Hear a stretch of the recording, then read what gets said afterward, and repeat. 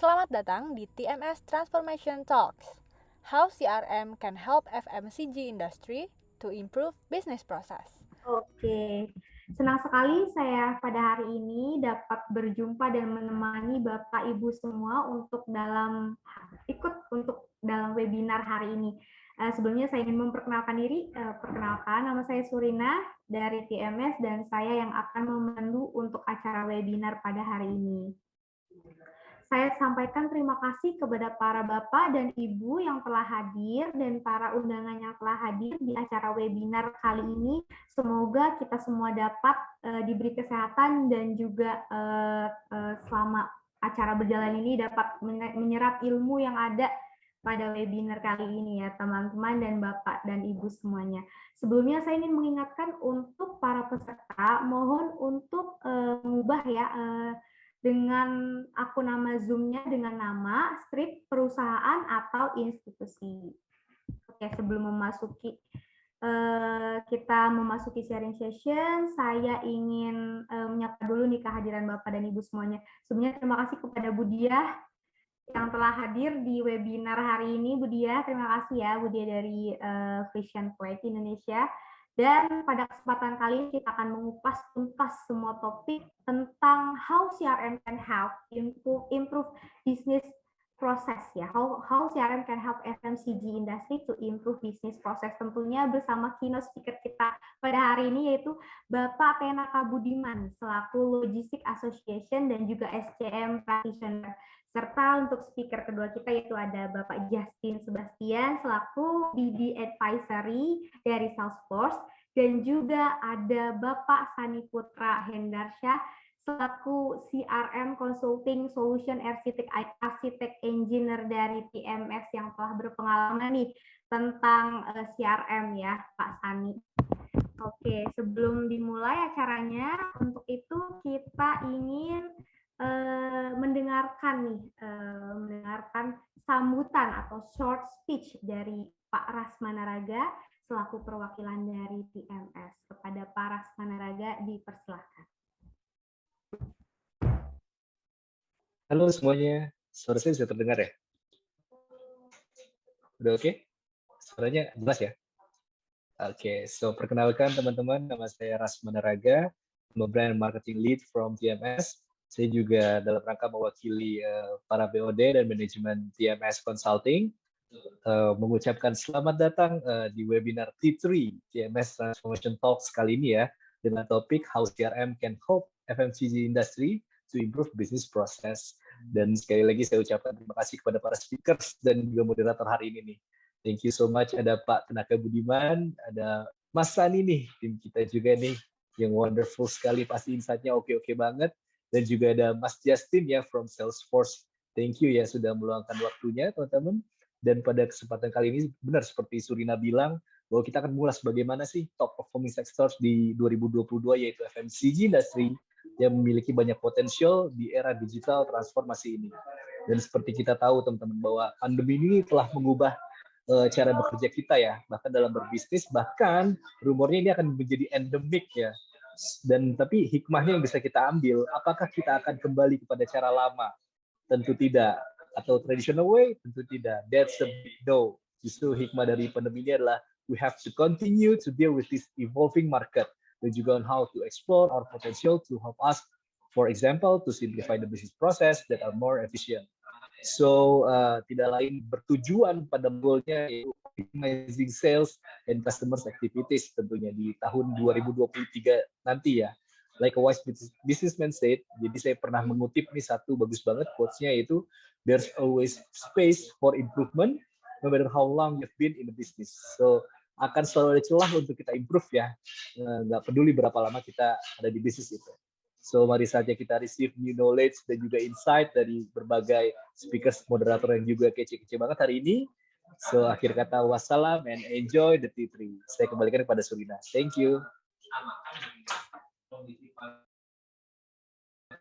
Oke, terima kasih banyak nih Mas Pak Rasmana Raga untuk speech dari perwakilan dari TMS ya. Tentunya pasti udah pada nggak sabar nih untuk memulai acara webinar kita hari ini. Namun sebelum dimulai acara, saya ingin mengingatkan kembali kepada para Bapak dan Ibu peserta webinar untuk mengganti format ya, untuk kita mengetahui dengan nama, strip, perusahaan, atau institusi. Dan selanjutnya tentunya pada hari ini kita pasti tidak sabar untuk mendengar speech dari para speaker kita yang bagus-bagus dan luar biasa ini. Tapi untuk para peserta tentunya kita akan ada hadiah voucher menarik nih untuk 5 orang peserta yang aktif dan mengikuti acara sampai akhir akan mendapatkan voucher dan juga mendapatkan smartwatch bagi yang beruntung. Tapi tentunya harus mengikuti sampai akhir dan juga harus aktif ya untuk Bapak dan Ibu sekalian. Ya, mungkin sebelum mulai acara ya, ini kita belum berdoa ya, sepertinya teman-teman dan Bapak dan Ibu semuanya, Bapak dan Ibu peserta semuanya. Mungkin sebelum memulai acara, ada alangkah baiknya kita sama-sama mengheningkan cipta untuk berdoa. Berdoa, dipersilakan. Ya, berdoa diakhiri. Oh, sebentar. Dari Pak Imron ya. Ini suara saya terdengar jelas apa belum ya? Coba kita tes dulu ya. Sudah terdengar ya? Oke. Sudah terdengar dengan jelas ya. Oke, mungkin kalau ada suara yang tidak masih putus-putus. Sebentar ya Bapak dan Ibu sekalian ya. Jelas ya? Oke, ada yang dari Budia sudah jelas ya. Oke, mungkin kita akan lanjutkan saja nih. Jangan lupa untuk Bapak dan Ibu sekalian untuk meramaikan di website, di sosial media dari TMS juga ya, untuk mendapatkan hadiah menariknya. Oke, mungkin langsung saja. Pasti udah nggak sabar nih, ingin tahu apa sih how CRM can help FMCG to improve business process. Tapi sebelum itu akan saya panggilkan moderator dari TMS juga nih, ada Mbak Masya. Mbak Masya. Oke, Mbak Masya, mungkin karena sudah tidak sabar nih Bapak dan Ibu guru, mohon maaf ya, Bapak dan Ibu sekalian, mungkin saya langsung ke Mbak Masya, silakan. Oke, thank you Sabrina. Halo semuanya, selamat siang. Assalamualaikum warahmatullahi wabarakatuh. Namo Buddhaya, Om Swastiastu. Salam sejahtera semuanya. Salam kenal. Saya Masya dari TMS yang akan memandu jalannya sesi materi dan sesi diskusi pada hari ini ya semuanya. Oke, jadi hari ini kita ada 3 key speaker ya, seperti yang kita sudah tahu dan sudah dijelaskan oleh Surina sebelumnya. Jadi kita udah nggak sabar nih mereka untuk bagikan insight ya kepada kita semua gitu kan. Nanti untuk para peserta yang ingin mengajukan pertanyaan nanti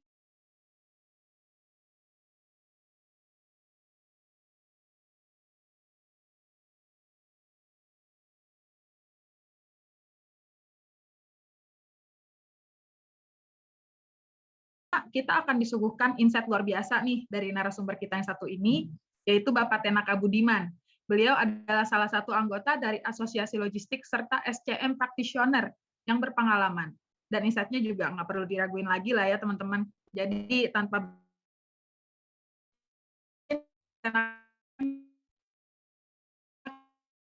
Halo, Masya. Hai Pak, udah siap Pak untuk bagi-bagi ilmu nih ke kita semua nih. Ya. Untuk waktunya Oke, thank you. Saya coba share. Saya ada beberapa slide. Sebentar.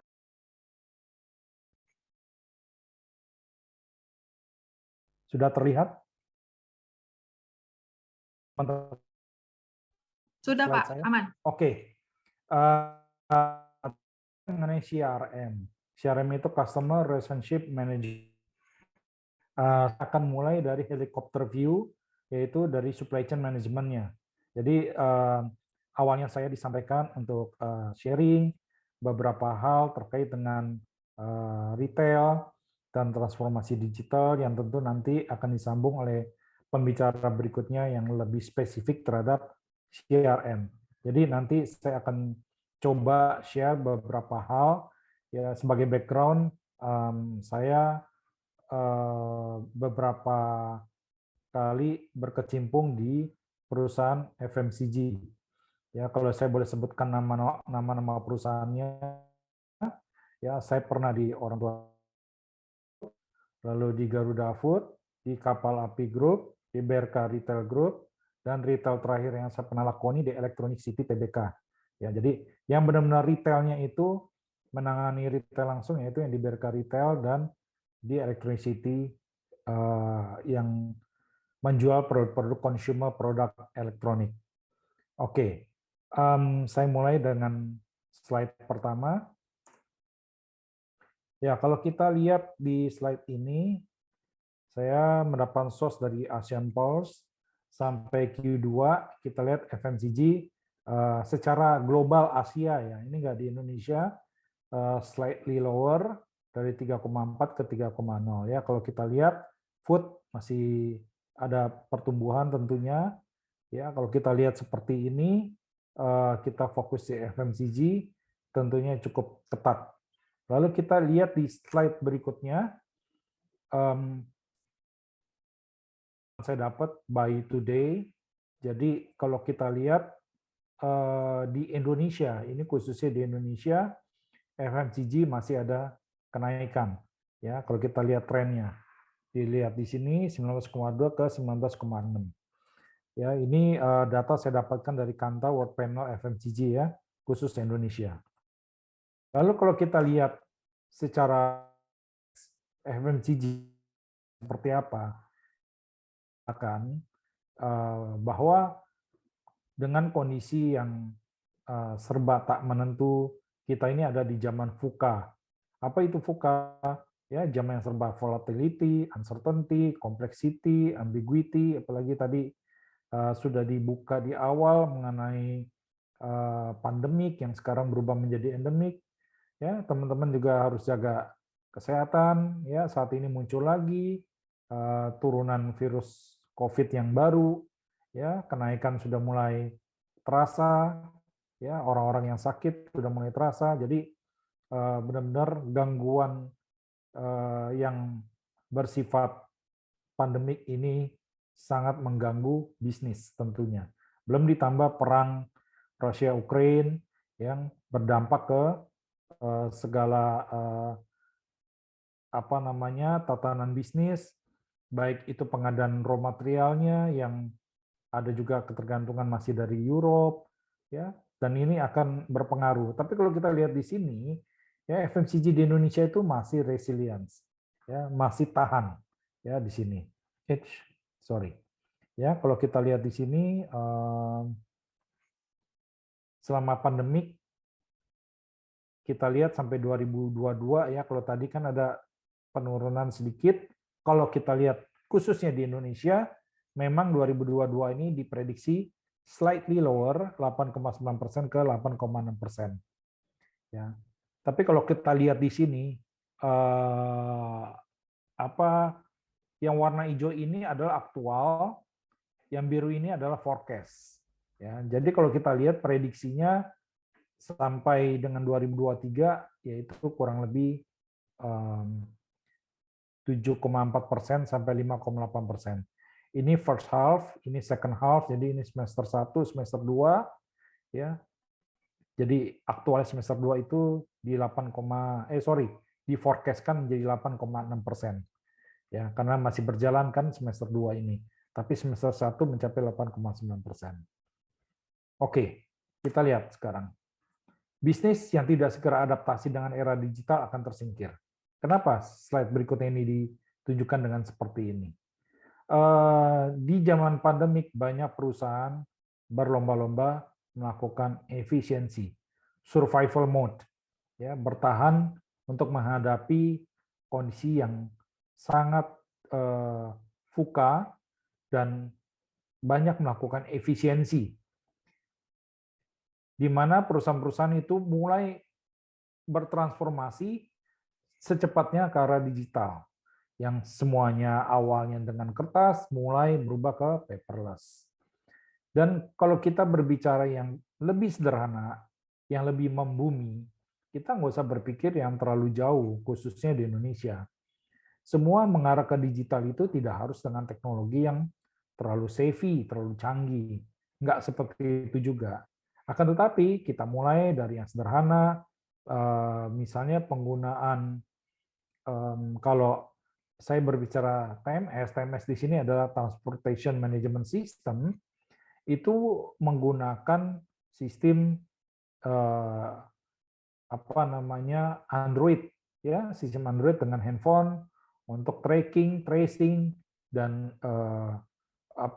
disebut dengan proof of delivery buat dokumen-dokumen surat jalan, belum lagi yang terkait dengan sales order, semuanya sudah menggunakan aplikasi Android. Nah, ini saya akan coba putarkan film singkat, video singkat mengenai future retail seperti apa teknologinya. Ya, coba diperhatikan, saya akan sharing. Supaya suara yang muncul, saya stop share dulu. Sebentar, saya share lagi.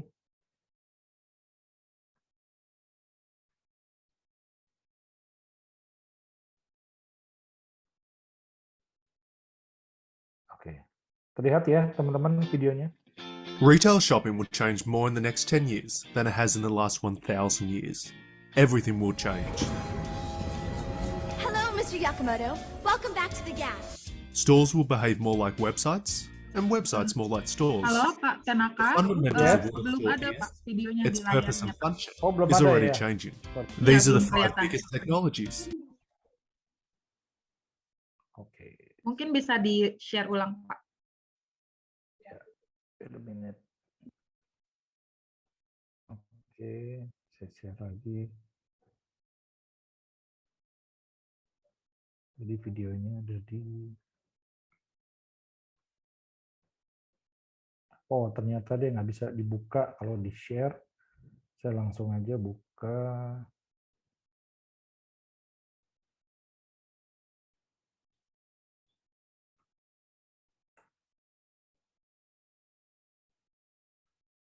Video. Sebentar, saya kecilin dulu.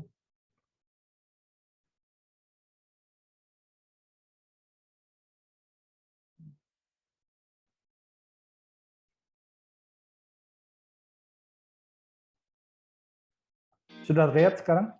Retail Sudah terlihat? Udah ada ini apa file Gambarnya videonya, udah cuman nggak change tampil more in the gitu, next Pak. 10 years than it has in the Ini last udah 1,000 sekarang? years. Everything will Belum change. Pak, Belum masih juga. belum. Mm-mm.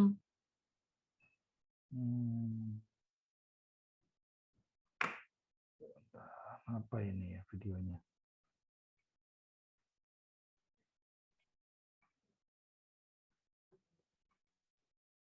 Sekarang sudah muncul? Udah Pak, aman. Udah ya, aman ya. Coba di play Pak. Retail shopping will change more in the next 10 years than it has in the Pak. last Thank you, 1,000 Pak. Oke. years. Everything will change. Hello, Mr. Yakamoto. Welcome back to the gas. Stores will behave more like websites, and websites more like stores. The fundamentals of what a store is, its purpose and function, is already changing. These are the 5 biggest technologies that will affect your shopping experience. Increasingly, retailers are using beacons to enhance in-store experiences while simultaneously bridging your physical and online experiences. Beacons are small, wireless devices that transmit a continuous radio signal. The signal ID is detected by smartphones that send the ID to a cloud server. The server can then push targeted content to the device. Bluetooth Low Energy, BLE, is a technology behind beacons, and it provides device location on a very micro level, down to a single store aisle, for instance. This means that if you have opted in, retailers will be able to gather data not only on your movements, but also be able to push content to your device. Say you're walking past your favourite department store and they're having a sale. With a beacon nearby, your phone could alert you to the sale. From a retailer's perspective, the data collection aspect of beacons is arguably more important than sales. They will be able to use the information to better segment customers and advertise accordingly. Stores like Macy's and Barney's have already deployed beacons. Retailers are no longer content to identify us via swipe of a loyalty card at the point of sale. They want to identify us as soon as we enter the store. The iPhone X has helped to normalize facial recognition, and using this technology, retailers aim to provide a customized experience. The technology, which uses over 16,000 reference points on your face, was originally designed to support security at events and international airports. By using facial recognition systems, retail staff will know what type of products you buy and what your average spend is, so they can give more love to higher spenders. They'll be able to use software that reads emotion to identify when you are frustrated and notify staff to respond. Of course, the staff that do respond may not be your typical human employees. Meet your new robot shopping assistant. Hello, I am Oshbot. What are you looking for today? Robot assistant technology already exists and can greet you in multiple languages. They have built-in 3D scanners with image recognition software to identify items and navigate the store to guide you to the product. If you have an out-of-the-box question that is beyond the robot, it can start a video conference with a human. The robots are not limited to customer interaction and will also move into supply chain with robots that check stock, find pricing errors, and items that have been misplaced.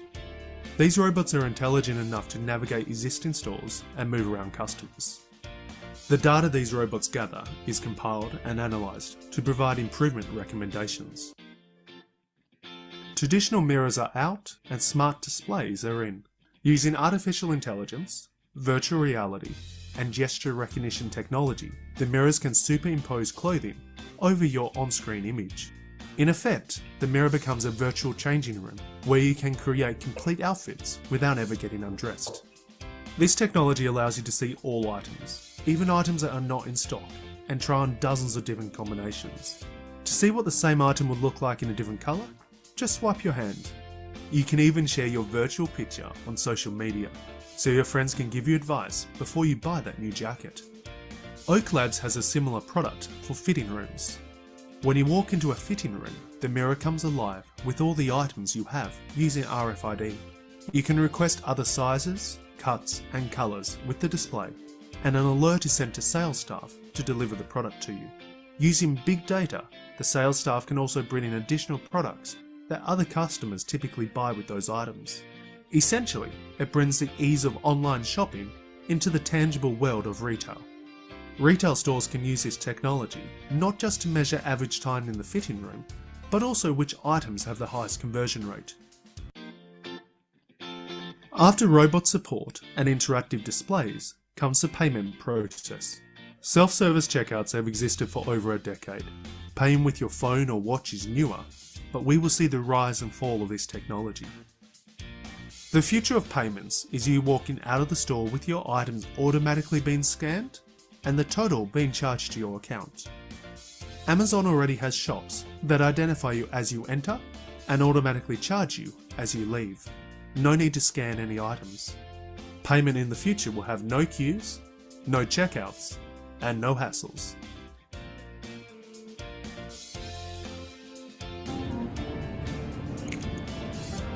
Hi everybody, Alex here. Coming to you from Singapore Airport as I wait to catch my midnight flight home. I really hope you enjoy the video. Learning about technology and how it's shaping the future is something I really enjoy doing.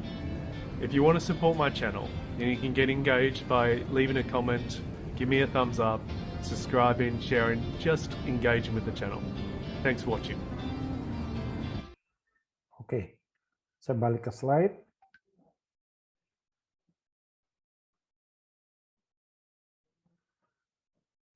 Oke, dari film tadi ya teman-teman bisa lihat perkembangan teknologi yang sebenarnya itu udah beberapa tahun lalu. Tahun 2007 saya sudah disodorkan dengan teknologi RFID implementasi di supermarket. Ya, jadi orang ambil barang belanja nggak perlu ngantri di kasir, keluar gitu aja langsung nanti keluar ngambil struk automatically yang akan men-scan dari RFID yang tertempel di produk. Dan nanti akan ditagihkan di akhir bulan dengan kartu kredit. Teknologi itu udah ada di tahun 2000. Tapi kalau kita lihat di Indonesia belum banyak yang menerapkan, bahkan nyaris nggak ada. Terus tahun 2017 ketika saya di Electronic City, 2015 lah, sudah dipikirkan cara bagaimana kami akan membuka satu toko digital, ya artinya benar-benar toko beneran, tetapi produk-produknya itu seperti di film tadi akan ditampilkan secara digital. Tapi sayangnya tidak dikembangkan lebih lanjut, mungkin pada saat itu faktor dari investasi yang tinggi ataupun situasi yang menurut manajemen belum tepat, ya akhirnya nggak jadi diimplementasikan.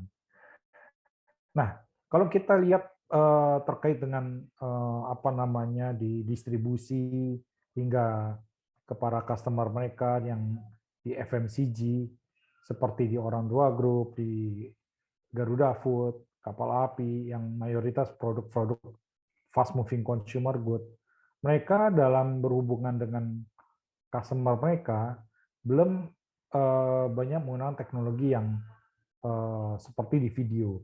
Mereka cukup menggunakan yang namanya zaman dulu itu menggunakan PDA, Personal Digital Assistant, lalu mulai menggunakan dengan sistem teknologi tab ya untuk ordering, bahkan untuk CRM-nya sendiri. Salah satu yang mereka lakukan adalah untuk menjaga hubungan dengan para customer mereka, khususnya yang Pareto customer, memang belum menggunakan teknologi, tapi mereka menggunakan pendekatan, misalnya si pemilik toko ini kapan ulang tahunnya, terus kapan mereka apa namanya punya hobi seperti apa, dan itu akan menjadi satu informasi yang didatabasekan. Yang artinya ketika ulang tahun nanti dari kepala cabang akan approach, memberikan satu kue ulang tahun, dan itu akan apa namanya membentuk satu jalinan hubungan relationship dengan baik perusahaan dengan customer-nya, dan customer-nya pun juga tentu akan menjadi lebih engage, menjadi lebih apa bisa membuat order itu menjadi lebih rutin, akhirnya yang akan berdampak ujung-ujungnya kepada apa? Sales, ya. Dan kepada customer sendiri, mereka juga akan merasa diperhatikan. Ya, itu salah satu bentuk CRM zaman dulu, ya, yang belum menggunakan teknologi canggih, tapi masih bersifat yang terkait dengan bagaimana hubungan manusia itu dibentuk sebagai bagian dari CRM strategi mereka pada saat itu. Oke, saya lanjutkan di slide berikutnya. Nah, di sini dikatakan teknologi saja tidak cukup. Perusahaan yang memiliki core kompetensi digital pun masih bisa gagal karena terlambatnya transformasi inovasi digital. Ya, contohnya kegagalan Nokia. Ya, kegagalan Nokia kita tahu. Ya, saya sendiri masih punya handphone Nokia, masih nyala, masih on. Teknologi terakhir yang memakai sistem MIMO, ya, Nokia N900, dan nggak disangka-sangka langsung itu menjadi produk atau produk terakhir dari Nokia atau apa saya lupa, ya sudah mulai digantikan dengan Android dan mulai apa namanya produk dari Apple sampai sekarang terus eksis, ya karena kita harus melihat transformasi itu pun harus cepat berinovasi, kalau enggak akan seperti nasibnya Nokia ini. Jadi bagaimana memulai transformasi digital? Ya. Ini menjadi satu pertanyaan yang perlu kita cermati. Yang pertama kita harus mendapatkan support dari top level manajemen dulu. Kalau kita sebagai karyawan di perusahaan, ya mau low management, middle management, semua ujung-ujungnya harus mendapat support dari top level manajemen. Nah, ini saya ada pengalaman juga. Tahun 2009, pada saat itu saya, superior saya itu seorang ekspatriat dari US, lagi ada satu program untuk menerapkan namanya ERP supply chain, ya. ERP yang umum itu kan kita tahu terkait dengan transaksional seperti SAP, Oracle, ya itu yang besar-besar. Nah, ini adalah khusus untuk supply chain management sampai ke CRM-nya segala, ya. Secara end-to-end supply chain dari supplier sampai ke toko, ya, ke toko retailnya. Dan itu biayanya nggak murah ya, mahal sekali. Dan ternyata even superior saya sebagai orang US yang di-hire itu untuk mengembangkan supply chain di tempat saya dulu kerja, tidak mendapat dukungan dari sesama top level manajemennya. Jadi top level manajemen yang lain, jadi secara BOD-nya pun juga akhirnya nggak kompak, karena dianggap terlalu high investment dan Indonesia seperti nggak siap. Dan juga akhirnya ada juga yang menerapkan supply chain enterprise tersebut, ya bukan ERP tapi supply chain enterprise tersebut, mengambil beberapa modul yang ternyata hasilnya juga tidak memuaskan. Ya, akibatnya akhirnya di drop, padahal sudah beli mahal-mahal. Ya, jadi benar-benar poin pertama harus dapat top level dari support dari top level management, lalu membangun kapabilitas manusia. Ya, satu hal, saya nggak perlu sebutin nama perusahaannya, tapi ada satu contoh. Perusahaan itu perusahaan TBK sudah invest besar ya untuk supply chain enterprise-nya. Terus terakhir saya dapat kabar katanya sudah berganti penggunaan teknologi tersebut. Why? Saya tanya. Oh, ternyata udah orang-orang lamanya sudah nggak ada yang ngerti sistem tersebut. Saya bilang, masa sih? Itu mahal loh, dan itu salah satu yang the best di dunia. Kenapa di drop? Karena orang-orang nggak ada, berarti yang sekarang udah nggak capable orang-orangnya. Ya, akhirnya di drop, ganti dengan teknologi yang lain. Terus yang berikutnya yang nggak kalah penting adalah membuat peta strategi transformasi digital. Siap nggak manusia-manusia di dalamnya terhadap perubahan-perubahan strategi ini? Ya, dari yang biasanya pakai kertas, terus berubah menjadi paperless. Ya, semua sekarang banyak perusahaan sudah mulai melakukan transformasi digital. Cuma harus punya mappingnya, harus punya mapping strateginya, agar implementasinya itu bisa berjalan dengan smooth. Ya, orang-orang juga nggak kaget. Jadi harus ada change management juga di dalam perusahaan tersebut. Oke, saya lanjutkan. Nah, di slide ini saya ingin menjelaskan mengenai satu gambaran, satu big picture competitiveness strategi untuk supply chain. Ya, di sini CRM-nya ada di bagian kanan, bagian ujung. Memang saya nggak tulis kata-kata CRM. Tapi kalau kita mulai dari awal, yaitu antara manufacturer dengan pihak distribution, itu ada yang namanya rolling forecast dan yang common disebut sales and operation planning, di mana di sini kedua belah pihak melakukan satu kolaborasi di dalam melakukan satu prediksi terhadap market situation, market demand, agar kedua belah pihak itu bisa saling align. Si produksi tidak asal produksi, si distributor juga tidak asal order, ya nanti ujung-ujungnya ke kemana? Ke customer juga. Ya, yang pada akhirnya kalau nggak terjadi koordinasi di internal ini, di strategi nomor 1, kalau nggak dijalankan dampaknya disebut bullwhip. Ya, kalau di istilah supply chain disebut bullwhip effect atau tsunami wave. Yang dampaknya permintaan market sudah mulai turun, tapi produksi jalan terus, dan akhirnya akan berdampak inventory yang tinggi. Itu akan mengganggu cash flow perusahaan tentunya. Nah, yang berikutnya adalah di pergudangan ada yang namanya warehouse management system di sini. Lalu ada satu strategi hub and spoke, ya, dan juga ada untuk di distribusinya Salesforce automation, ada transportation management system di sini. Nah, ini semua ada salah satu contoh, ya. Banyak hal lain yang tentunya bisa dikembangkan panjang lebar di sini.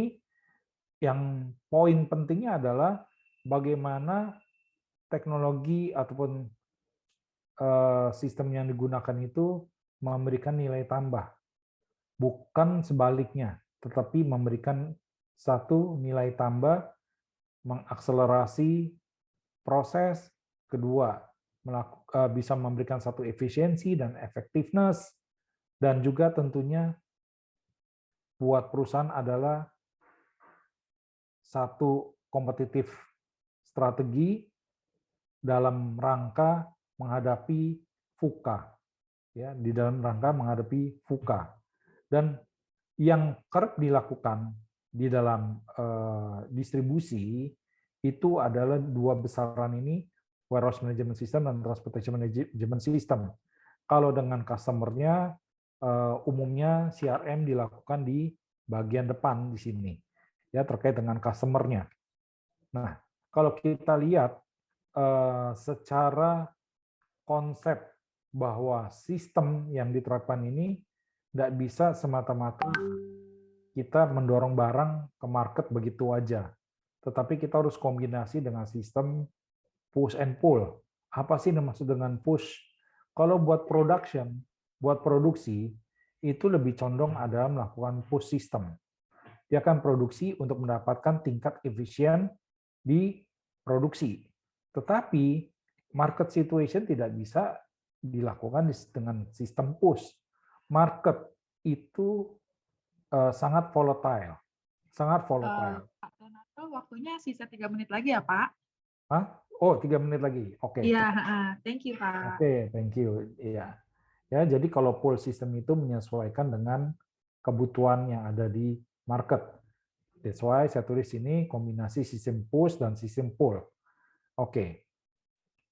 Apa sih tantangan kita hadapi di dalam satu perusahaan?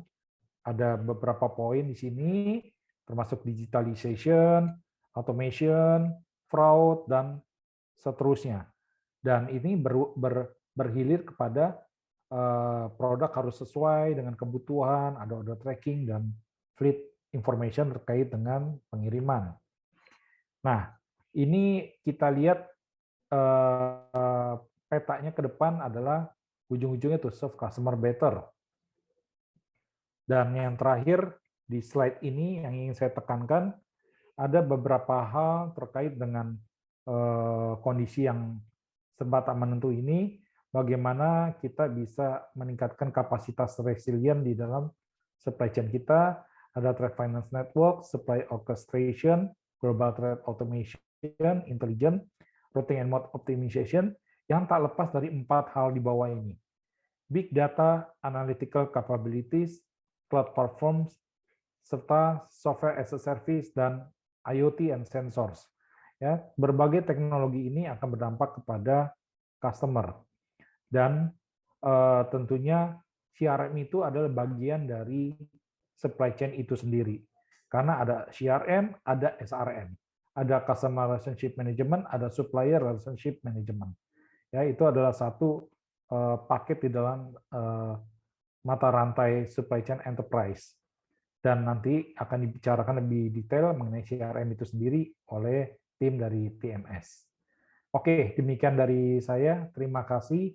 Semoga short presentasi saya ini memberikan insight buat teman-teman bahwa perubahan itu sangat cepat dan transformasi digital itu sangat dibutuhkan dan perlu mendapat support dari top manajemen.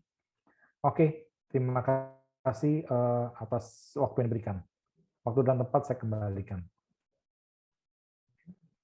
Thank you so much Pak Tenaka atas pemaparannya dan insight-nya ya Pak nih. Nih aku yakin banget nih pasti udah banyak banget yang mau diskusi sama Bapak nih.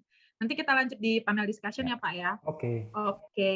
Untuk sesi kedua ini kita akan berkenalan nih dan disuguhkan dengan materi yang sangat luar biasa lagi nih dari Pak Justin Sebastian mengenai CRM ya Pak ya. Pak Justin Sebastian ini merupakan advisor BD APEC di Salesforce. Dan Salesforce ini digadang-gadang ya sebagai perusahaan CRM number 1 di dunia, guys. Jadi kita yakin juga nih akan mendapatkan banyak insight lagi nih dan knowledge yang lebih mengenai CRM nih. Langsung aja nih kita panggilkan ya Pak Justin Sebastian. Halo Pak. Halo Bu Masya, terima kasih Bu. Saya coba share screen saya ya, Bu ya. Ya, Pak. Waktunya dipersilakan. Eh, Thank you ya, Pak ya, Justin. thank you, Bu Masya. Bu Masya, oke.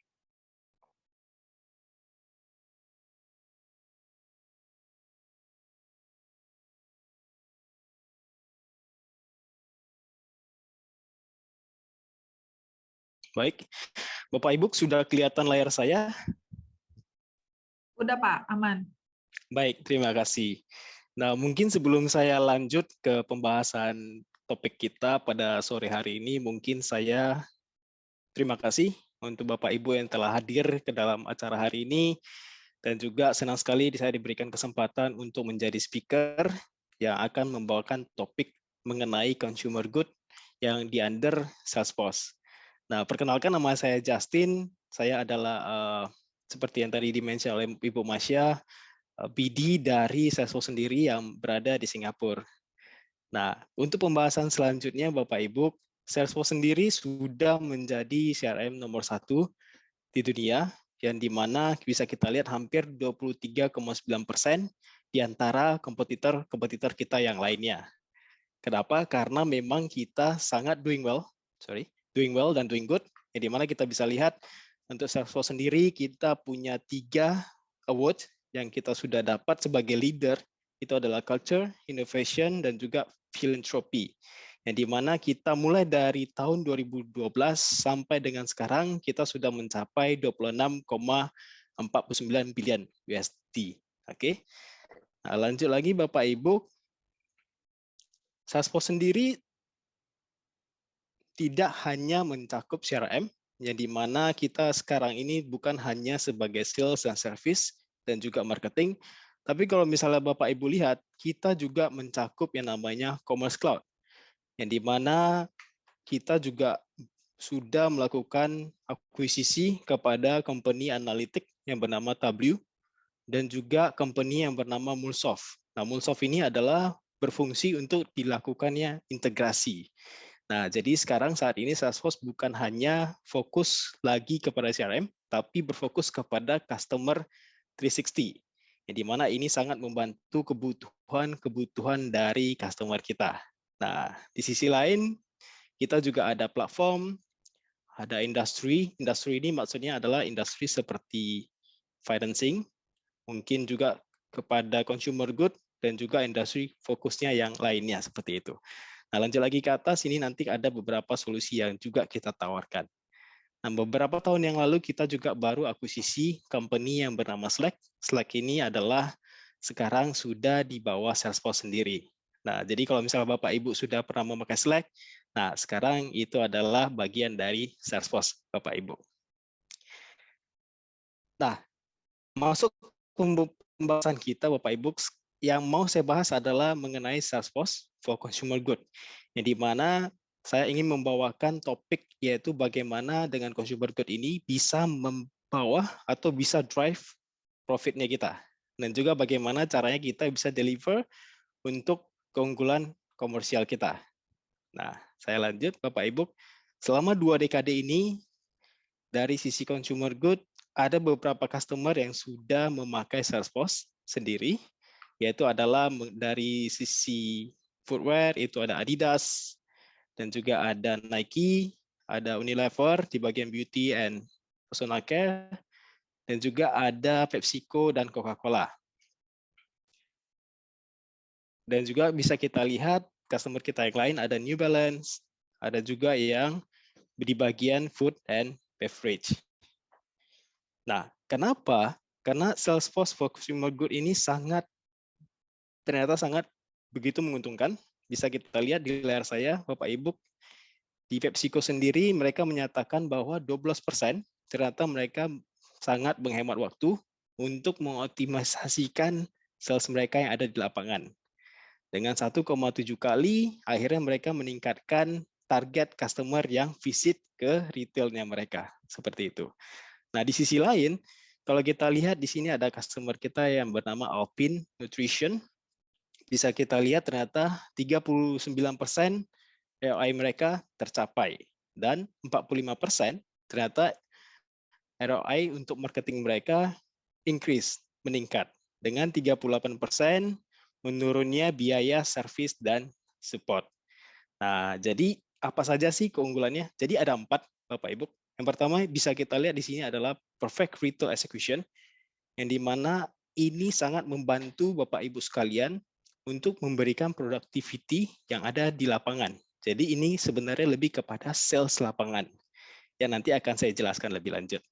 Dan yang kedua, kita juga bisa meningkatkan profitnya kita dengan cara kita memaksimalkan trade promotion intelligence-nya kita. Nah, ini juga nanti akan menjadi topik yang akan saya jelaskan selanjutnya. Dan yang ketiga, kita juga bisa memberikan build brand loyalty, yang dimana kita bisa menggunakan data atau mengaktifkan data setiap personalization customer-nya kita secara real time.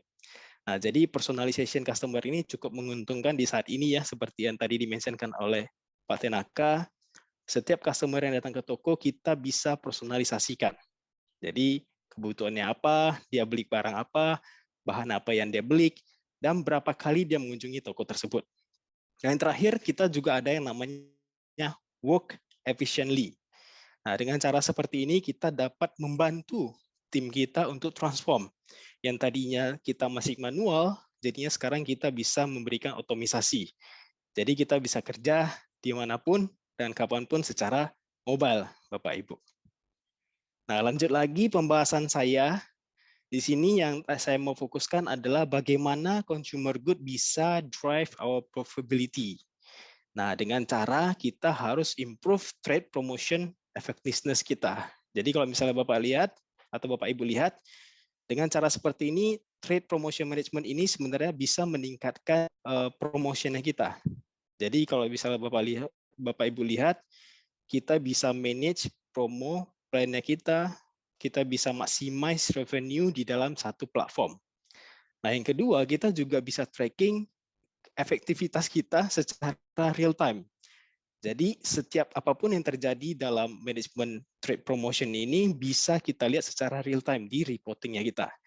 Yang dimana dengan cara seperti ini kita bisa tahu kira-kira apa sih yang saat ini terjadi, apa sih tren yang saat ini terjadi di dalam bisnisnya kita. Jadi dengan adanya real time reporting dan analitik ini dapat memaksimalkan promosional kita ya. Jadi dapat kita bisa lihat bagaimana ROI kita bekerja seperti itu. Dan yang ketiga kita juga punya yang namanya manage fund and budget. Nah, dengan cara seperti ini Bapak Ibu yang mungkin sebagai sales manager atau marketing manager bisa melihat secara jelas gimana kita bisa melihat trade budgetnya kita, checkbooks-nya kita sampai dengan rate dan dynamic funding yang kita. Nah, jadi dengan cara seperti ini Bapak Ibu bisa dapatkan datanya secara langsung. Dan yang terakhir kita punya yang namanya streamline claim management. Nah, ini nanti kita bisa gunakan sebagai untuk manage claim dan deduction yang terjadi. Seperti itu, Bapak Ibu. Nah, lanjut lagi sebenarnya kita di sini bisa memanage hubungan kita dengan si customer ataupun hubungan kita dengan promotion ataupun trade yang kita lakukan. Jadi makanya di sini dibilang adalah collaboration, initiative, dan integrate dengan trade planning. Jadi setiap planning yang Bapak Ibu lakukan seperti strategic planning, fund management, skenario planning, promotion planning, ataupun execution, dan seterusnya, di sini Bapak Ibu bisa dengan mudahnya melihat promotion maintenance-nya.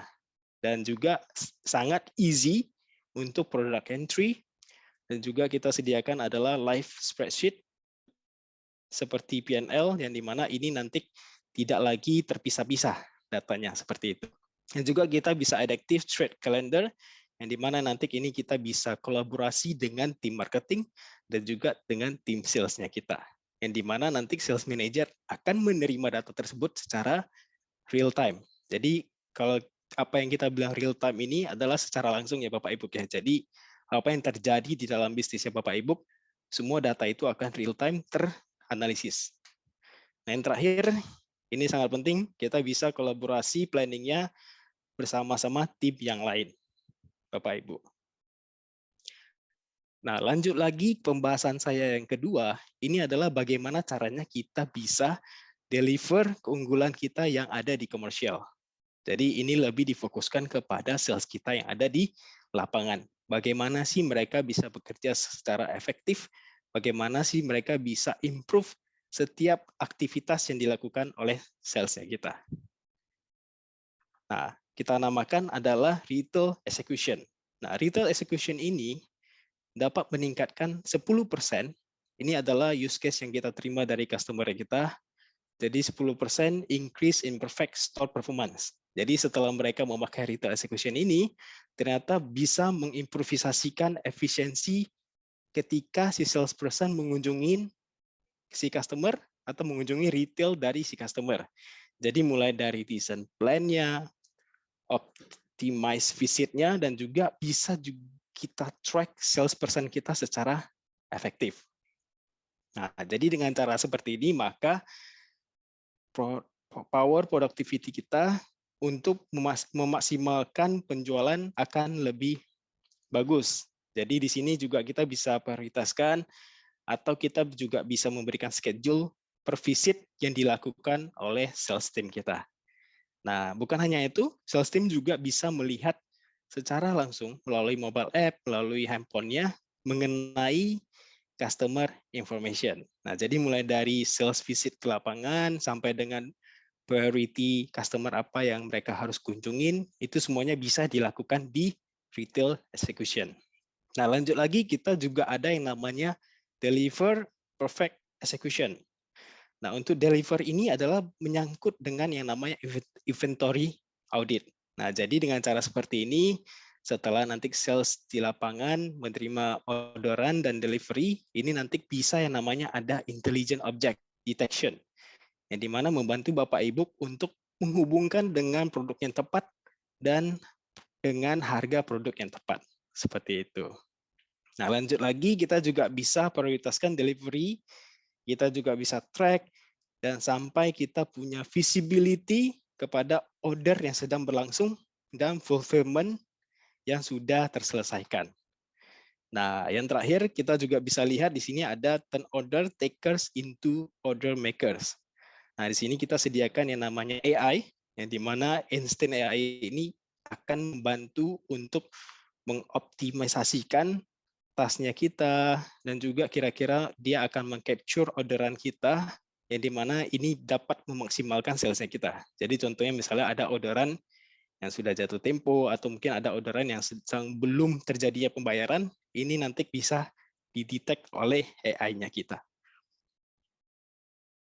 Yang dimana sebenarnya dari use case customer kita, salesperson sangat terbantu melalui retail execution ini. Jadi kita bisa lihat 36% sales rep mereka meningkat productivity-nya, dan juga kita bisa improve execution visibility. Nah, maksudnya ini adalah apa saja sih yang dilakukan oleh salesperson kita?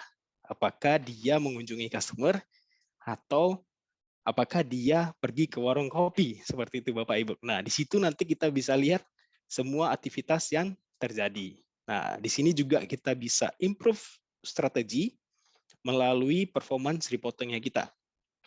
Nah, karena tadi saya jelaskan, reporting kita adalah real time, jadi setiap performance yang Bapak Ibu terima, ini bisa dijadikan untuk improve strategi, mungkin di tahun depan atau di kuartal 1, seperti itu. Nah, lanjut lagi, kita sediakan ada namanya coach sales rep. Nah, jadi dengan adanya performance monitoring, ini bisa digunakan sebagai bahan untuk kita bisa coaching ke sales rep-nya kita. Nah, jadi semua visibility data dan semua reporting bisa Bapak Ibu lihat secara langsung, bukan hanya melalui desktop, laptop, tapi bisa melalui mobile, seperti yang di layar saya. Nah, jadi kalau sales tim Bapak Ibu sedang di lapangan, ini semuanya bisa diakses. Seperti itu, Bapak Ibu. Nah, seperti yang dibilang PepsiCo, ternyata setelah dia memakai consumer good dari kami, ternyata mereka bisa menjual lebih, yang dimana secara revenue meningkat 10%, dan secara waktu mereka menyimpan atau mereduce sebesar 12%. Nah, jadi yang tadinya masih secara manual. Ketika mereka pakai ini, sales rep-nya mereka menjadi sangat optimal. Nah, lanjut lagi, mereka tercapai yaitu perfect store execution, yang di mana store mereka menjadi grow sebesar 10%. Nah, lanjut lagi, di sini 30% successful order transmission. Nah, jadi dengan cara seperti ini kita bisa lihat order management kita secara visibility ya. Jadi end to end order kita bisa tracking dan juga mengenai pricing dan diskon itu semuanya bisa dideteksi. Nah, lanjut lagi Bapak Ibu, di sini juga kita ada yang namanya bagaimana untuk mengoptimalkan virtual sales dan service. Nah, karena COVID saat ini banyak sekali perilaku bisnis berubah ya Bapak Ibu ya. Yang tadinya mungkin kita face to face, sekarang hanya menggunakan virtual. Nah, saya yakin di masa depan atau di tahun-tahun berikutnya ini akan terus terjadi. Nah, jadi dengan cara seperti ini kita bisa mengoptimisasikan sales dan service kita dengan menggunakan data. Nah, jadi semua dari flow-nya kita, dari analisisnya kita yang sudah dilakukan itu bisa kita lihat. Yang kedua, kita juga bisa prioritaskan call secara intelijen, yang dimana kita bisa memaksimalkan opportunity yang datang dari customer kita secara AI. Nah, jadi Bapak Ibu secara sales team-nya tidak perlu lagi pusing kira-kira customer mana yang harus kita prioritikan. Nah, yang ketiga juga kita punya minimize face-to-face interaction. Nah, jadi dengan adanya yang tadi saya bilang, dengan adanya face-to-face ini, maka akan sangat dipermudah ya Bapak Ibu ya untuk mengengage ke customer-nya. Dan yang terakhir kita punya empower store operator. Jadi dengan cara seperti ini, Bapak Ibu tidak usah pusing lagi yang namanya, karena kita sudah ada point of sales, whether executing in person atau virtually, Bapak Ibu. Nah, saya lanjut, kita juga punya kapasitas untuk melakukan integrasi ke revenue management, yang dimana kita bisa mengontrol revenue kita secara kompleks dan kita bisa mendrive grow-nya kita. Bapak Ibu, mohon sebentar ya saya pintar.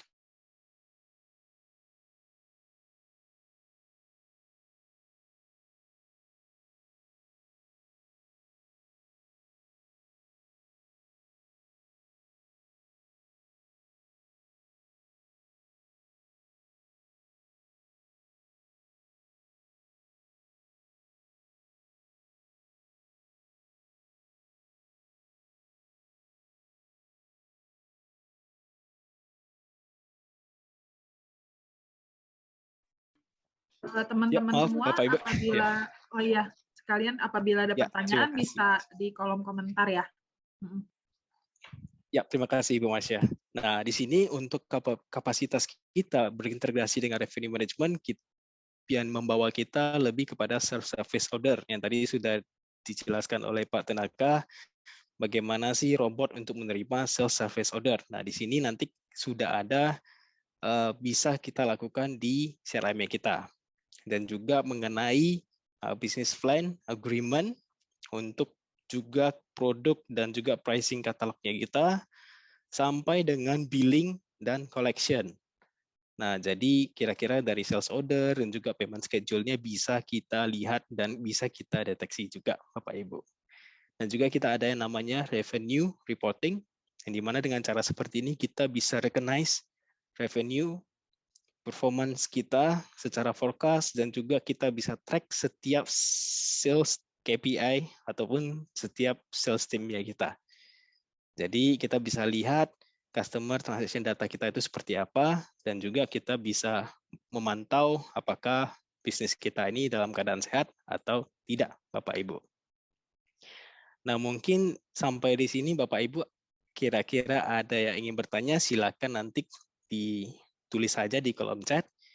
Nah, selanjutnya mungkin dengan Pak Sani bisa kita tampilkan untuk demonya ya, Pak Sani ya.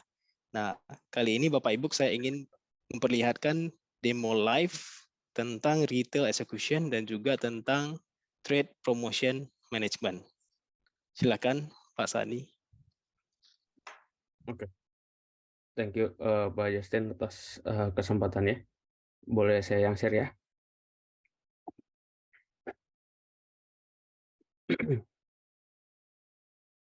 Oke, udah kelihatan screen saya.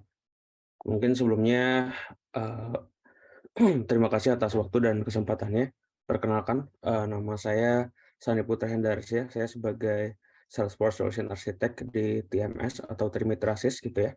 Nah, mungkin saya akan sedikit jelaskan mengenai demo untuk CG Cloud atau Consumer Goods Cloud gitu ya. Nanti ada 2 video demo yang akan saya bantu untuk putarkan. Yang pertama yaitu untuk Consumer Goods Cloud Retail Execution, yang dimana Consumer Goods Cloud Retail Execution berfokus terhadap persona dari sisi Sales Manager untuk bisa melakukan planning, planning terhadap visit ke store-store atau mungkin toko-toko, lalu bisa melihat keadaan di lapangan seperti apa dan juga business health-nya seperti apa. Dan nanti di demo yang kedua atau video kedua itu terkait dengan fitur dari CG Cloud sendiri terkait dengan Trade Promotion Management, yang dimana Trade Promotion Management nanti berfokus terhadap proses untuk planning, budgeting, dan juga collaboration gitu ya, untuk memanage atau mengatur bagaimana promotion yang baik gitu ya, yang bisa disajikan terhadap customer maupun untuk retail partner seperti itu. Mungkin saya coba share screen dulu ya. Oke. Kelihatan screen ya. Saya izin untuk play untuk video yang pertama. Turn every store into the perfect store with Consumer Goods Cloud Retail Execution, powered by Salesforce Customer 360. Now, consumer goods companies can streamline relationships and orchestrate sales activities to fuel alignment and productivity. Sales teams can dive into account information from territories down to the store level to surface insights around growth opportunities, track sales and distribution metrics, and deliver visibility into the effectiveness of their field plans. With this information on hand, coordinate your field teams and maximize their time by prioritizing to locations that need attention first, or simply get a list of recommended visit locations to optimize business goals. Further increase field rep productivity with out-of-the-box capabilities, optimizing route plans, and automatically scheduling visits to the right location at the right time. Once on site, field reps have the ability to work offline while in store, regardless of connectivity. The first sync of day allows reps to bring in any new visits, promotions, or other relevant information for her daily tasks. Now, from the homepage, field reps have all of the information needed to complete their visits. The map view then allows the rep to see a list of visits for the day and generate an optimized route to drive to those stores, also seeing relevant traffic information, minimizing windshield time to optimize every selling opportunity. Finally, switch to the calendar view to drag and drop any visits that have been added, ensuring the schedule is up to date and does not have any conflicts. Once at the store, field reps know exactly what needs to be completed at the store, from inventory audits to promotion checks. They can review relevant sales collateral, including product details, sell sheets, promotion display setup images, and any other relevant files. And selling products has never been easier. Place orders directly from a mobile device and access any volume-based awards or special pricing that will be made available to a particular store based on pricing conditions or SKU quantity. Once quantities are updated and added to the cart, the appropriate sales unit price is reflected based on complex penny-perfect conditions and promotional pricing. After confirming the looks good, quickly generate a preview for the store manager to review. Finally, release the order to the store manager and capture his signature and complete the visit. That's the power of unlocking productivity and empowering your field teams with Consumer Goods Cloud Retail Execution.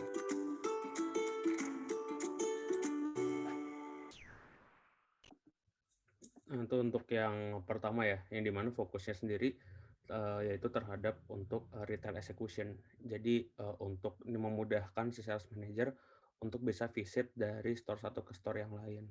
Jadi untuk bisa melihat juga ke depannya yaitu untuk bisnis health-nya seperti apa. Jadi apakah ada kendala nih di store yang pertama, lalu apa yang bisa di-planningkan atau apa yang harus dilakukan untuk ke depannya. Begitu juga saat melakukan visit ke toko kedua, toko ketiga, atau mungkin ke toko yang lainnya. Seperti itu. Nah, selanjutnya yaitu untuk di bagian Trade Promotion Management. Nah, ini untuk yang video demo keduanya, selamat menyaksikan, saya izin putar ya. Save time, plan smarter, and increase your promotion effectiveness with Trade Promotion Management, powered by Salesforce Customer 360. Now, consumer goods companies can ditch the spreadsheets and optimize trade spend on an integrated platform to drive revenue growth. It starts with sales and finance leaders having a clear picture of business performance by looking at historical data and plan volume. With this real-time view, leaders can seamlessly alert their team to performance gaps that need attention. Once alerted, account managers can quickly assess and drill down on performance. With the trade planning calendar view of an account's promotion plan, sales, finance, and marketing teams can efficiently collaborate with a single view, which informs smarter trade planning to drive growth and profitability. With visibility to the marketing calendar, identify the optimal time and promotion type, a price promotion to maximize volume uplift. A successful promotion also depends on seamless retail execution. You can also create action plans to streamline work streams to ensure that promotions execute successfully. Easy access to the budget and dynamic funding lets you verify available funds to support the promotion.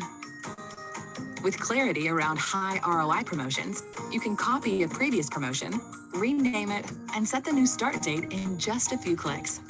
Once saved, details like in-store and shipment dates, the promoted product group, and projected uplift can be added. With pre-configured guides and guardrails, the promotion is immediately committed, activated, and set to run. As a last step, toggle over to the P&L view of the promotion to understand the planned uplift and business impact. Just like that, an account manager is able to fill the gap in the plan, and the latest revenue reports show that yearly actuals versus targets are back on track. Once the promotion is complete, use a streamlined process to match claims with payment and have the system send them out for invoicing. Then you can finish the promotion cycle. That's the power of optimizing trade promotions to drive revenue growth with Consumer Goods Cloud Trade Promotion Management. Oke, saya kembali ke screen saya. Mungkin kalau ada yang mau bertanya boleh di drop di bagian komentar ya. Nanti bisa dijawab di sesi discussion. Nah, saya kembali ke slide. Sebentar. Oke, kelihatan ya slide saya. Nah, mungkin tadi sedikit penjelasan mengenai demo di CG Cloud sendiri ya, khususnya untuk di bagian retail execution dan juga trade promotion management. Tapi by the way, saya mau menjelaskan bahwa saya sebenarnya consumer goods itu adalah salah satu industri solution yang ditawarkan dari Salesforce sendiri. Sebenarnya nanti dari teman-teman tidak perlu khawatir apakah Salesforce hanya berfokus terhadap CG Cloud. Jawabannya tidak. Sebenarnya fokus utamanya Salesforce itu bisa mencakupi berbagai hal ya, dari mulai marketing cloud untuk lakukan promosi gitu ya, atau mungkin untuk meningkatkan customer engagement dan lain-lain gitu ya. Lalu ada juga yaitu Sales Cloud dan juga Service Cloud, yang dimana Sales Cloud itu fungsi utamanya adalah how Salesforce can help company atau bisa membantu teman-teman semua untuk meningkatkan revenue growth yang dimiliki oleh perusahaan saat ini. Jadi gimana caranya Salesforce itu bisa membantu meningkatkan revenue dari atau pendapatan dari perusahaan teman-teman yang hadir di sini. Dan juga ada Service Cloud. Service Cloud itu fungsinya untuk apa? Fungsinya adalah untuk meningkatkan customer satisfaction ataupun untuk menangani yang namanya complaint management. Jadi apabila ada customer yang lakukan komplain atau ada yang lakukan inquiries or everything, kita bisa easily connect dengan menggunakan Salesforce untuk meng-capture any kind of inquiries ataupun any kind of complaint yang dimiliki atau yang di-having dari masing-masing customer. Nah, selain dari CG Cloud ataupun consumer goods, saya bercerita sedikit gitu ya sebelum masuk ke sesi pembahasan saya. Sorry. Nah, mungkin tadi kan sempat di-mention mengenai CG Cloud. Nah, itu sebenarnya bukan menjadi poin terpenting dalam artian fokusnya Salesforce itu hanya di CG Cloud. Jawabannya tidak.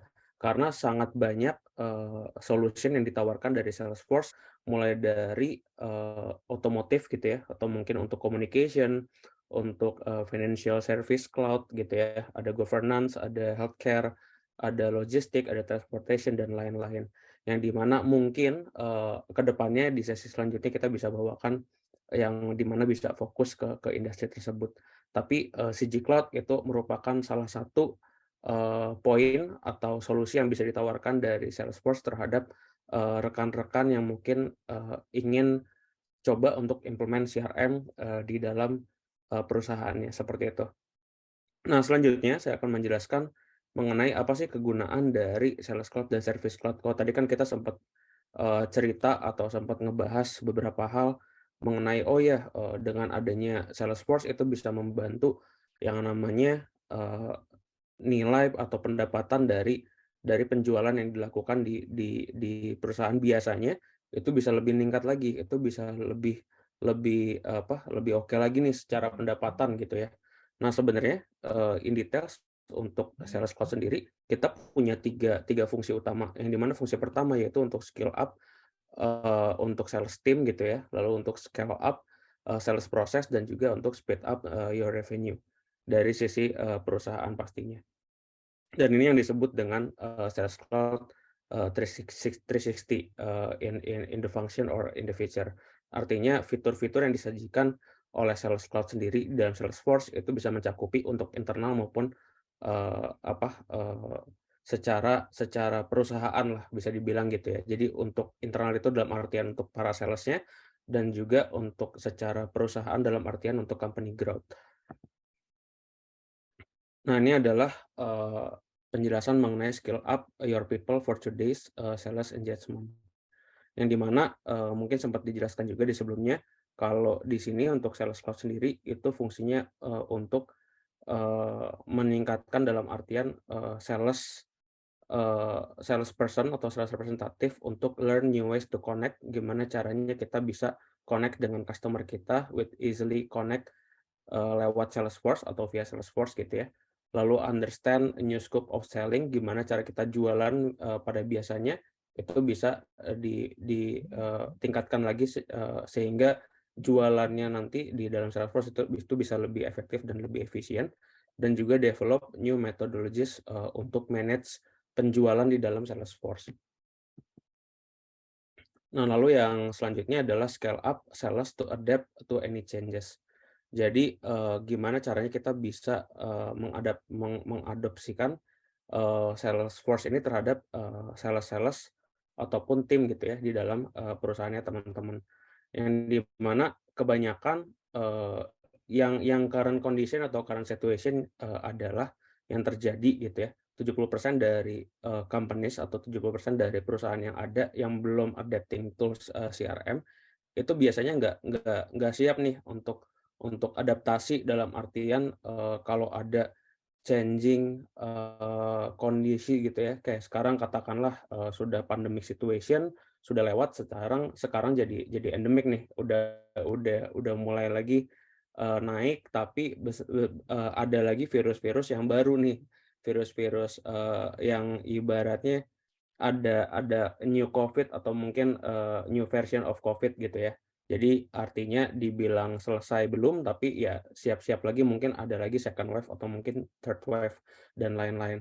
So basically banyak sekali companies yang tidak bisa growth ya, artinya dia stuck di situ atau bahkan tutup, ibaratnya gulung tikar gitu.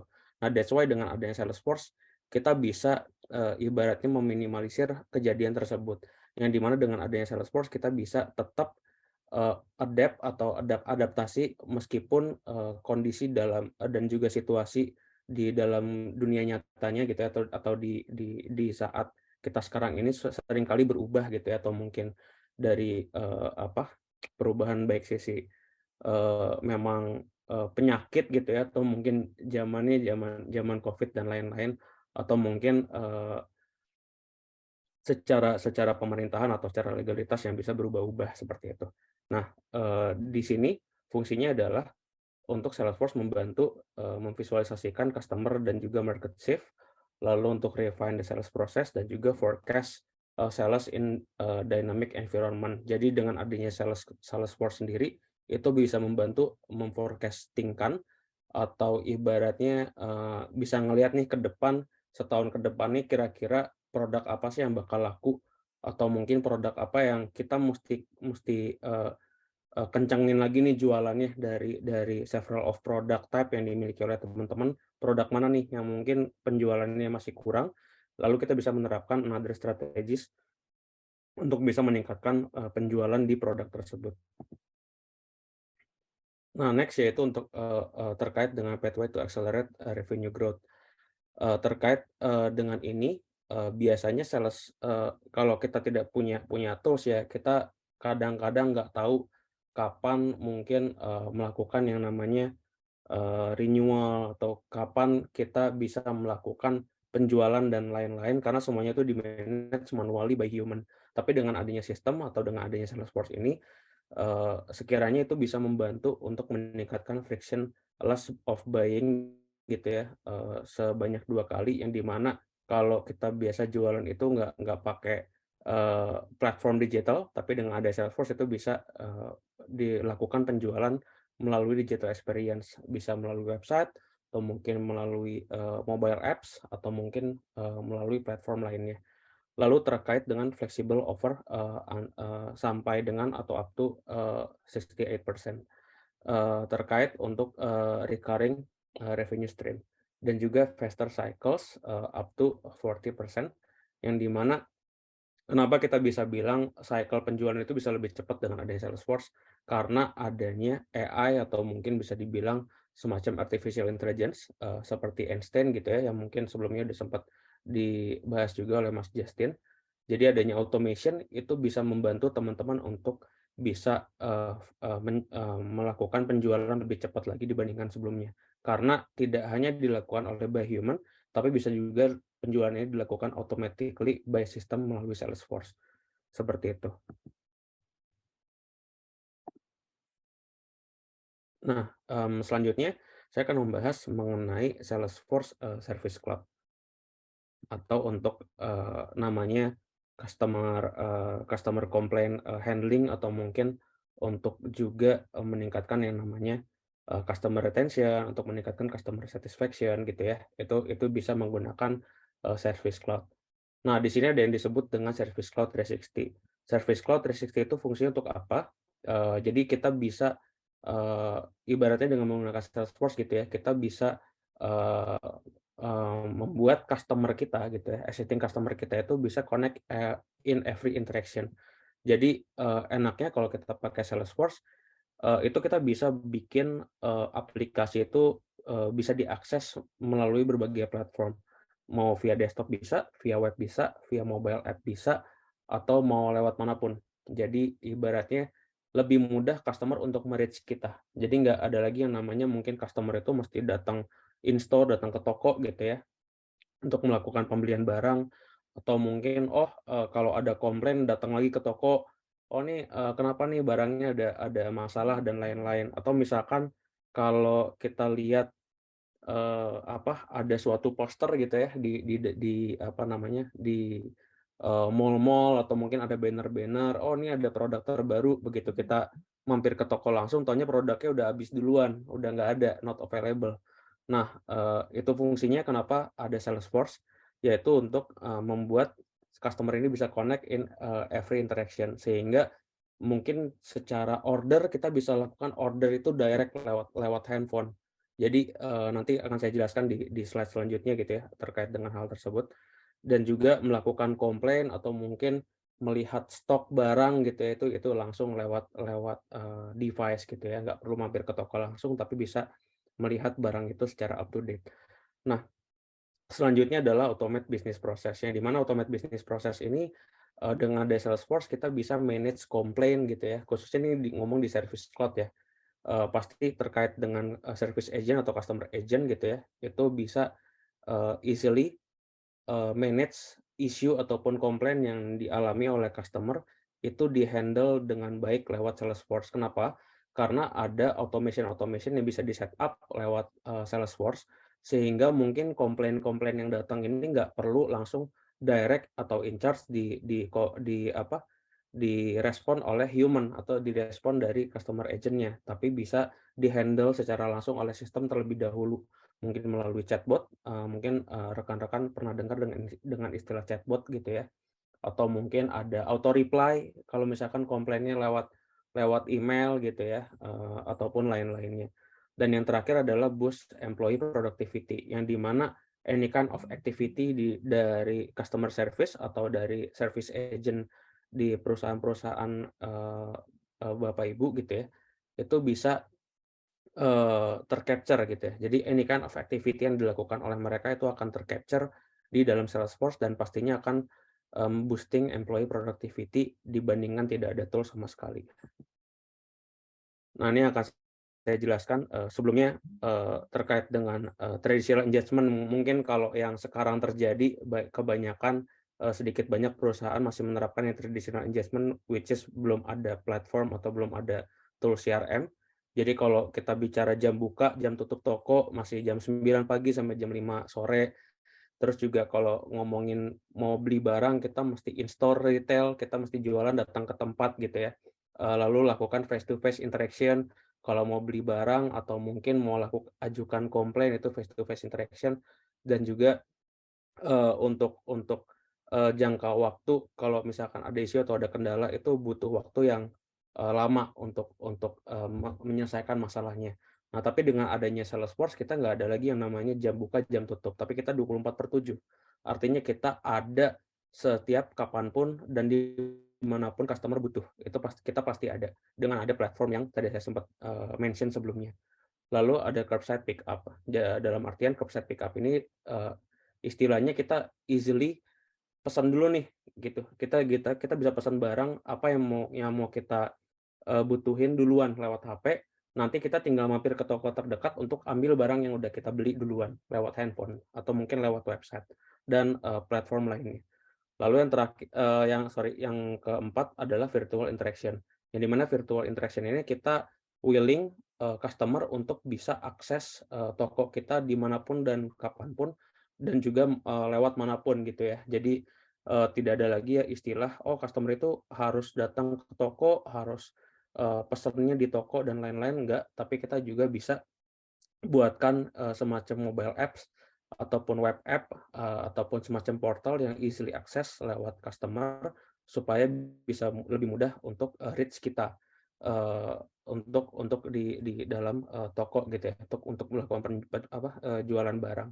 Dan yang terakhir adalah real time ETA atau estimation time arrival, yang dimana tugasnya adalah bisa dengan mudah kita bisa solving ataupun menyelesaikan suatu isu ataupun permasalahan yang dialami oleh customer kita. Nah, yang terakhir adalah terkait dengan optimize channel strategy around the customer journey.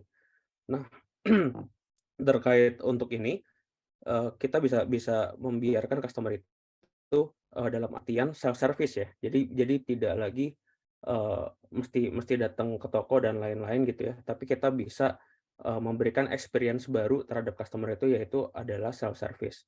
Jadi kita ada banyak hal ya untuk self service bisa dilihat oleh teman-teman. Ada lewat portal atau help center gitu ya untuk lebih mudah reach kita. Lalu ada lewat messaging, lalu ada lewat messaging ini including mobile apps ya. Dan juga ada chatbot. Jadi kita bisa ada chatbot juga untuk bisa ngebantu jawabin mungkin terkait dengan availability stock atau mungkin barang yang paling update sekarang ada apa gitu ya, itu bisa dibantu oleh chatbot. Lalu ada AI Assist. AI Assist itu kayak Artificial Intelligence Assist gitu ya. Jadi semacam FAQ atau mungkin semacam automation yang bisa membantu customer supaya lebih mudah untuk mendapatkan informasi terkait what happen atau mungkin update produk ya yang ada di dalam toko gitu ya, yang ibaratnya ditawarkan oleh teman-teman yang terkini gitu. Dan juga yang terakhir adalah agent assist. Agent assist itu kita bisa willing supaya agent atau customer service kita lebih mudah untuk reach our customer. Misalkan customer kita ada katakan gitu ya, jualannya jualan sepatu, katakanlah sepatu ABC gitu ya. Nah, sepatu ABC ini, ini ternyata pada saat baru dipakai jalan, cuman ke mall pulang lagi ke rumah, soalnya lepas. Nah, itu ada agent assist yang bisa ngebantu customer ini supaya nggak terlalu panik gitu ibaratnya. Jadi kita bisa lihat, ini kenapa sepatunya soalnya lepas dan lain-lain. Nah, itu bisa lewat voice gitu ya, artinya lewat call center, atau mungkin direct langsung video gitu ya. Kita ada sebutan VRA gitu ya, atau virtual untuk bantu customer kita supaya kita lihat gitu ya, ini kerusakannya ada di mana, lalu apa yang mesti dilakukan pertama kali dan lain-lain. Lalu juga ada penggunaan field service. Jadi mungkin ada customer service yang bisa mampir langsung ke customer kita, reach langsung customer kita untuk pick up sepatunya dan lakukan perbaikan langsung di official store. Nah, itu seperti itu mungkin penjelasan untuk di bagian self service, AI assist dan juga agent assist. Nah, mungkin sekian presentasi dari saya. Presentasi singkatnya mungkin bisa dikembalikan kepada Mas Ya ya. Boleh Mas Ya? Thank you Mas Ani atas pemaparannya ya dan demonya nih. Oke, thank you juga sebelumnya nih Pak Justin ya untuk insight dan pemaparannya nih. Jadi Mas Ani ini teman-teman adalah CRM Solution Architect dari kami nih dari TMS Consulting Indonesia. Dia juga udah banyak pengalaman dan melalang buana lah untuk membantu beberapa di perusahaan Indonesia untuk penerapan sistem CRM-nya teman-teman. Jadi Mas Ani ini udah banyak banget lah pengalamannya ya. Oke, gimana nih semuanya? Seru ya? Jadi kita langsung aja lah ya ke sesi panel discussion ya. Jadi sesi ini akan saya buka teman-teman. Jadi di sini nih kita udah ada beberapa pertanyaan ya. Mungkin di awal kita bisa mulai nih dari pertanyaan dari Bapak Denny Rizky dari PT Wisma Kartika. Pak Denny, mungkin bisa join bersama kami dan nyalahin kameranya, Pak. Ya, halo, selamat siang, Bu Masya. Untuk kamera, Siang, mohon maaf Pak. ini belum bisa, Ibu. Karena nggak ada. Iya. Oke, Pak. Jadi pertanyaan yang pertama ini ditujukan untuk Pak Tenaka nih. Terkait transformasi digital seperti yang Pak Tenaka jelaskan bahwa harus mendapat support dari top level manajemen. Hal ini tentunya berbanding lurus dengan strategi dalam meyakinkan manajemen dalam mengadopsi konsep tersebut dan aspek lain seperti budgeting dan lain-lain. Kira-kira menurut Bapak, apakah lebih baik mengadopsi konsep transformasi digital secara bertahap atau langsung secara keseluruhan, Pak Tenaka? Oke. Pertanyaan dari Pak Denny. Oke, thank you, Pak Denny. Saya langsung jawab ya, Mbak Marsya. Oke. Ya, silakan Pak. Mana yang lebih baik? Semua tergantung kebutuhan. Ya. Kalau memang mau squeezing orang secara signifikan, oke, gantikan semua dengan teknologi. Budgetnya ada, ya full semua. Tapi terus terang saya jarang melihat ya perusahaan yang merombak total bisnis proses langsung dengan semuanya transformasi digital secara serempak. Yang ada adalah bertahap. Even mereka, maksudnya perusahaan-perusahaan yang mau membeli satu teknologi, ya kalau CRM buat saya itu bagian dari supply chain enterprise. Tahun 2007, salah satu tempat perusahaan saya bekerja ditawari supply chain solution end-to-end, ya sampai CRM juga, sekitar 15 juta US dollar. Murah mahal nggak tahu deh, dipikirin sendiri masing-masing ya.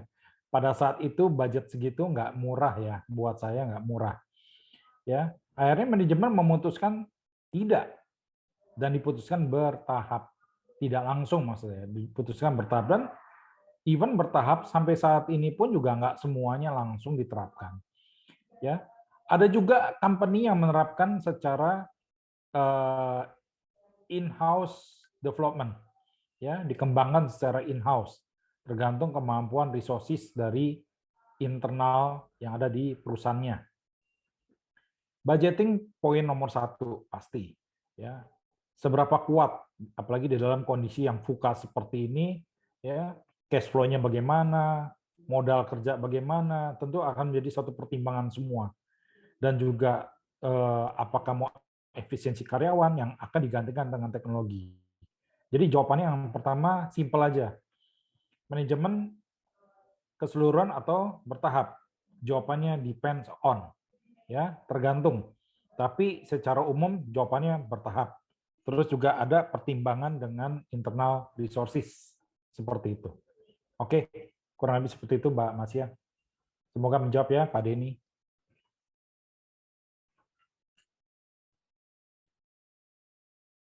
Sorry, commute.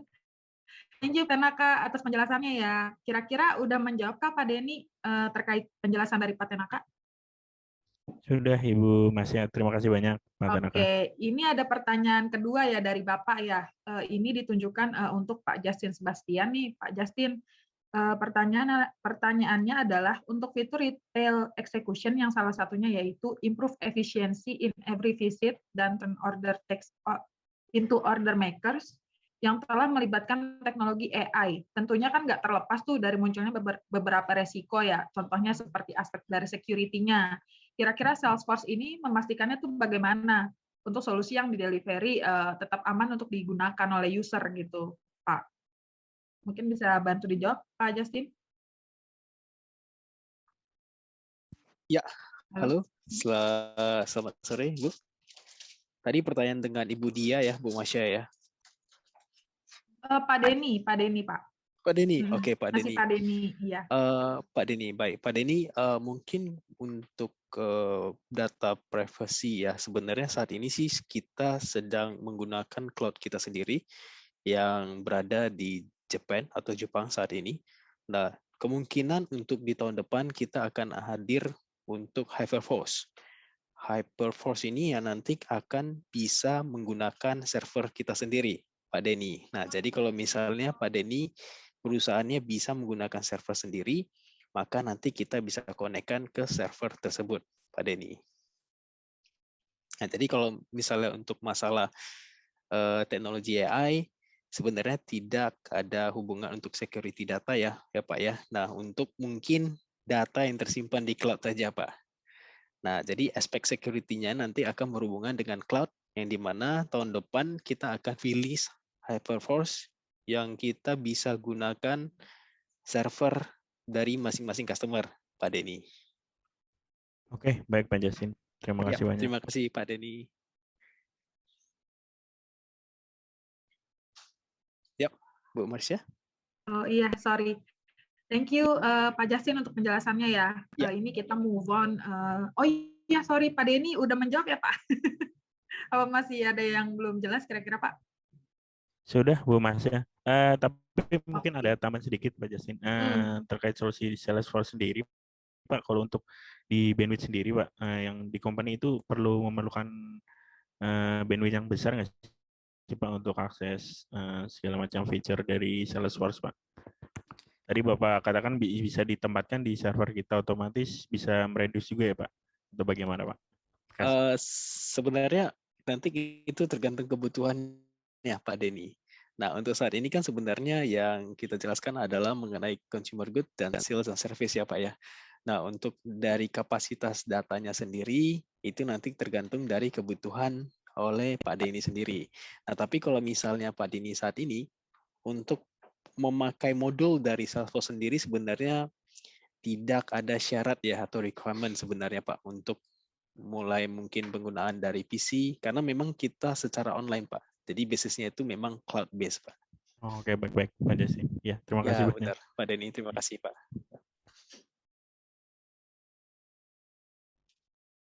Oke.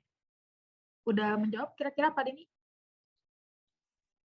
Udah Ibu Mas ya, terima kasih. Oke, thank you Pak Denny, Pak Justin ya. Kita move on to another question ya.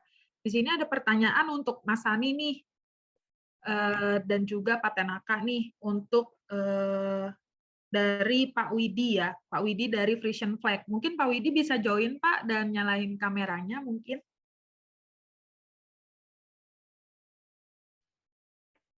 Pak Widi. Halo Pak Widi. Kebetulan lagi di kantor, jadi pakai Iya. masker. Oke Ya. Pak. Thank you ya Pak udah hadir di webinar ini dan Ya, sama-sama. udah ngasih pertanyaan nih Pak ya.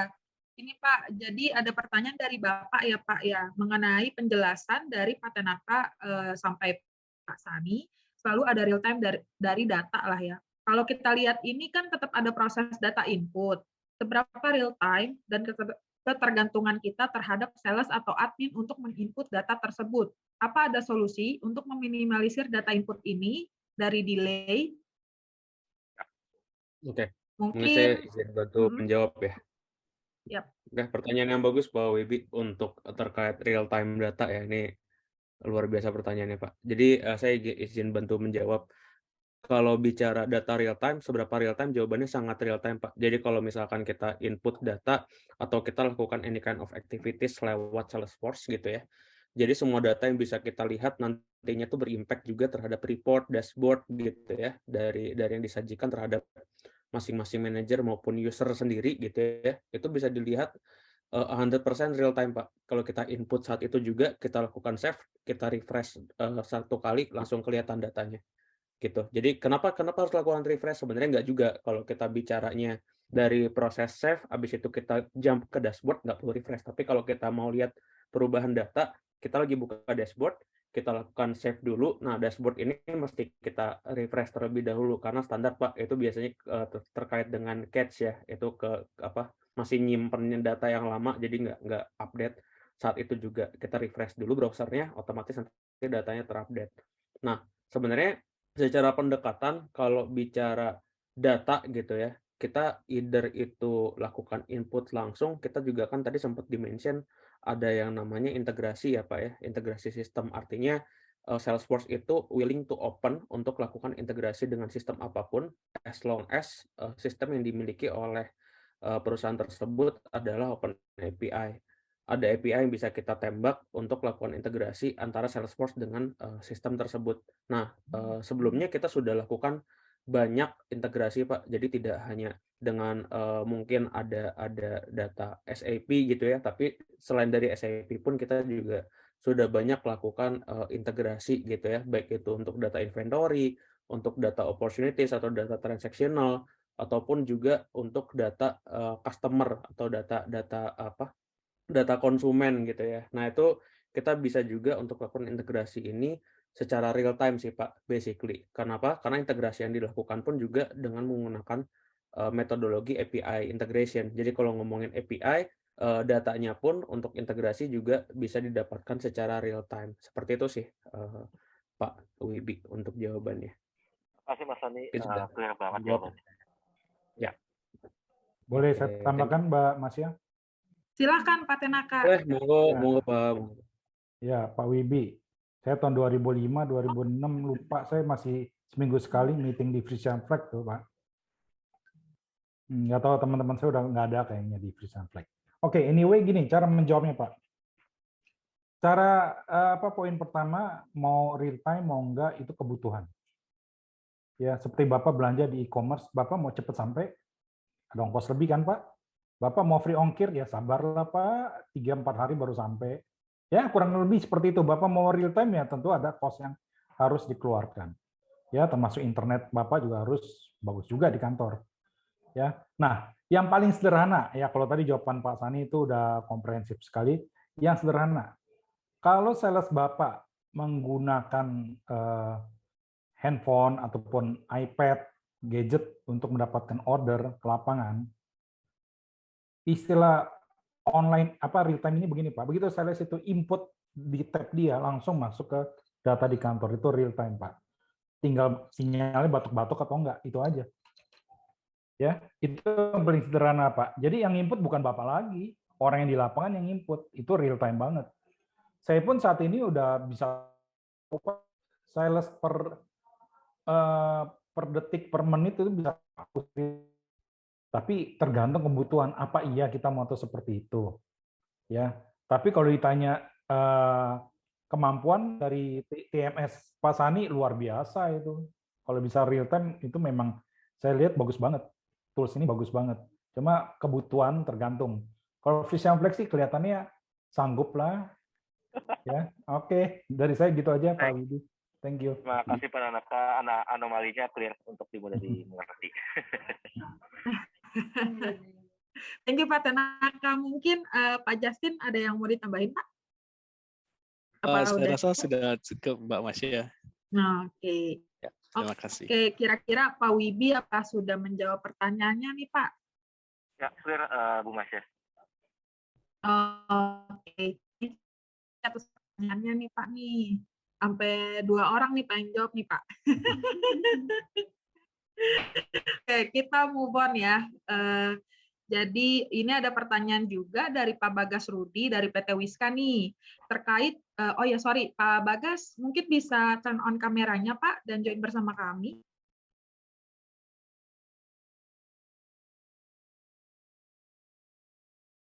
Halo Pak Bagas Rudi, apakah masih join Pak?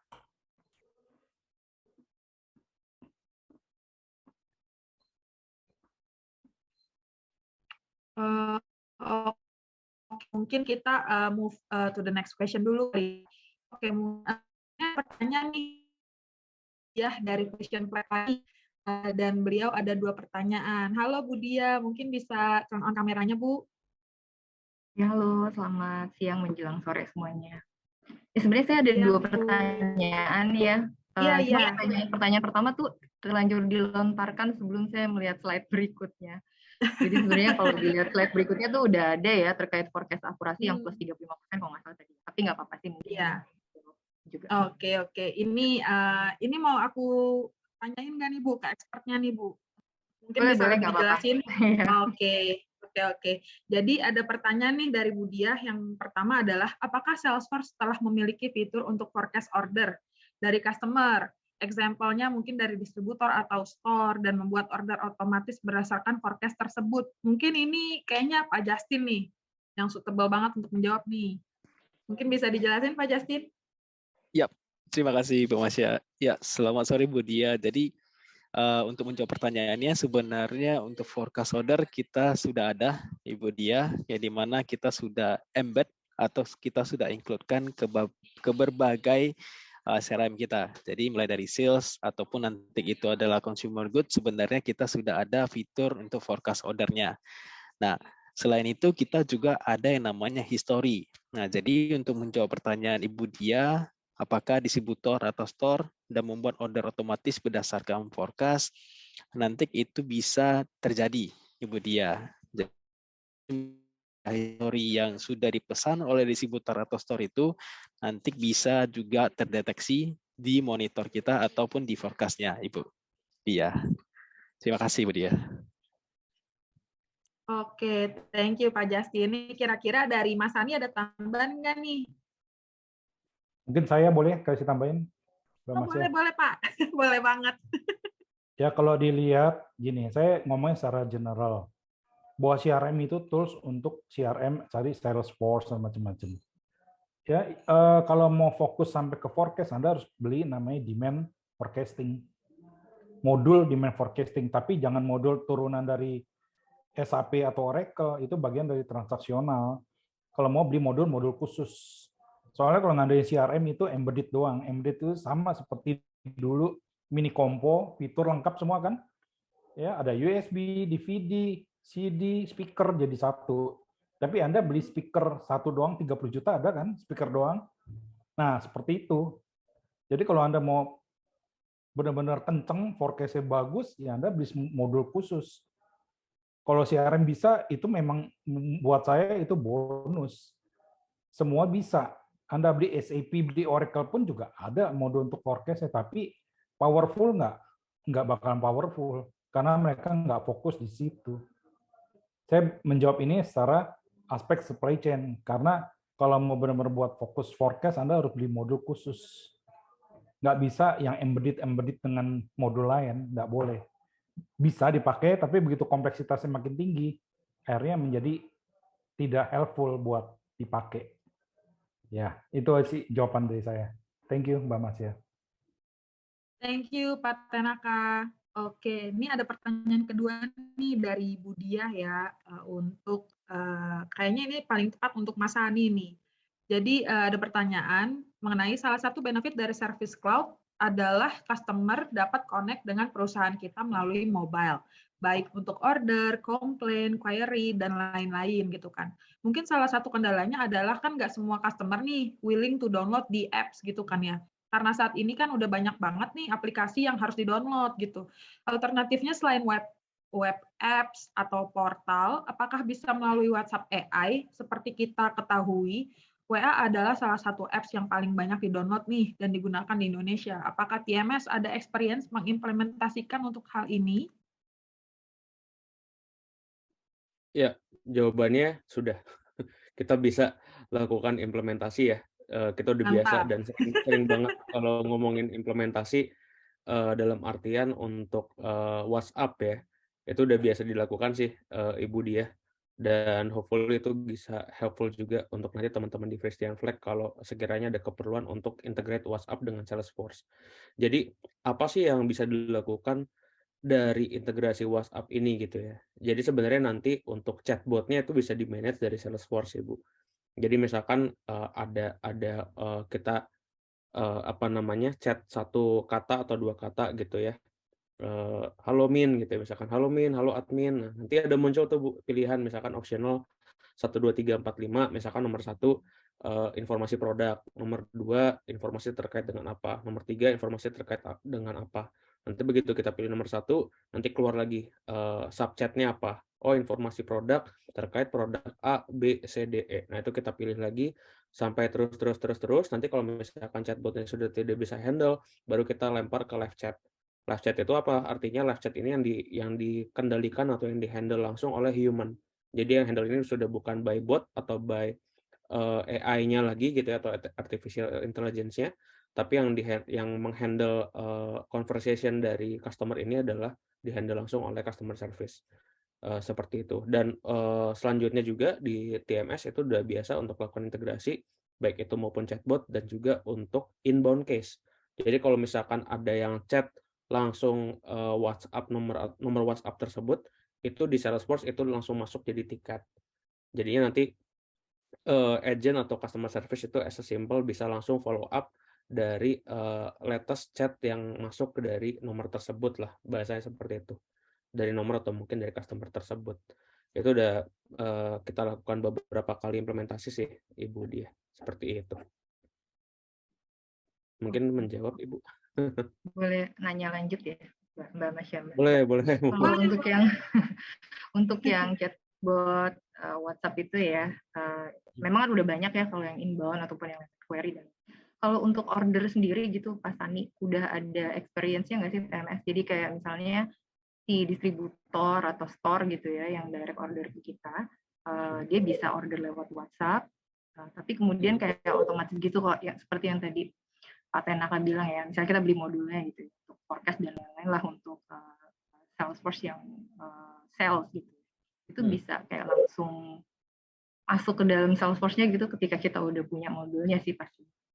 Oh, oke. Kalau dari TMS kalau terkait order lewat WhatsApp. Oke. Biasanya kalau bicara inbound, saya izin jawab ya Bu ya. Biasanya kalau secara inbound proses gitu ya, kalau bicara di Salesforce sendiri, itu ada dua hal yang dikendalikan. Biasanya itu terkait dengan lead dan juga terkait dengan case. Case ini biasanya kaitannya dengan any kind of inquiries lah ya, bisa dibilang inquiries atau mungkin permintaan khusus, mungkin untuk create new order dan lain-lain gitu ya. Nah, sebenarnya banyak metodologi untuk melakukan atau mengenerate case atau inquiry tersebut gitu ya. Itu untuk automatically jadi order di dalam Salesforce. Itu bisa dilakukan sih basically karena secara sistem atau capability system kami juga bisa melakukan hal tersebut, cuman nanti tetap again si inbound ini masih dalam proses inquiries di Salesforce-nya. Nanti once sudah masuk datanya ke dalam Salesforce, itu nanti otomatis dia bisa convert langsung jadi order gitu. Jadi ibaratnya ordernya ini ngelanjutin dari misalkan ordernya ini order susu apa gitu ya, susu kotak atau order susu kental manis dan lain-lain. Nah, itu bisa di-create automatically berdasarkan data yang di-capture dari inquiry yang masuk. Seperti itu sih. Itu masih bisa di-manage sih. Seperti itu, Bu Dia. Oke, thank you Pak Seni penjelasannya. Justin dan Pak Tenaka juga. Oke, udah cukup menjawab ya Bu Dia berarti ya. Ya. Oke, thank you so much Bu Dia untuk pertanyaannya dan Mas Ani dan Pak Justin untuk penjelasannya. Oke, kita move on nih. Ada one last question nih dari Pak Bagas Rudi. Beliau tidak bisa on cam karena pakai PC nih. Berarti mungkin tidak bisa on mic juga ya Pak ya. Mungkin nanti bisa direspon by chat ya Pak. Apakah sudah cukup menjawab atau belum ya Pak? Jadi pertanyaan dari Pak Bagas ini adalah terkait solusi CRM yang dihadirkan Salesforce, tentunya dalam implementasinya sendiri menemui tantangan-tantangan kan ya. Untuk perusahaan yang baru ingin mengimplementasi solusi CRM dari Salesforce, kira-kira parameter seperti apa yang perlu dipersiapkan? Best practice-nya juga seperti apa yang wajib dijalankan supaya modul-modul atau fitur yang ditawarkan sesuai dengan kebutuhan. Nah, mungkin untuk ini Pak Justin nih yang paling cocok untuk menjawab nih. Boleh dibantu Pak Justin?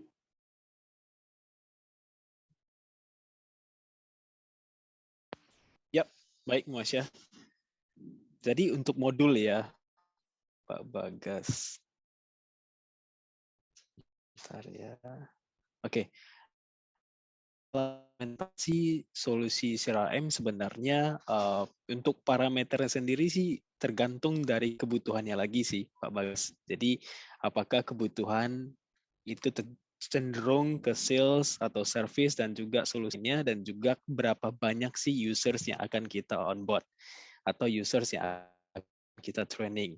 Karena semakin banyak users yang akan kita training, maka implementasinya akan membutuhkan waktu yang lebih lama, Pak Bagas. Nah, tapi kalau misalnya usersnya hanya satu, Pak Bagas, nah kemungkinan implementasinya juga akan semakin mudah seperti itu, Pak Bagas. Ya, mungkin Pak Bagas, apakah menjawab pertanyaannya Pak Bagas? Halo Pak Bagas, mungkin bisa direspon di kolom komentar ya Pak Bagas ya. Oke, sudah dijawab, sudah sangat jelas katanya Pak Justin. Oke, thank you ya Pak Bagas atas pertanyaannya dan Pak Justin atas penjelasannya nih.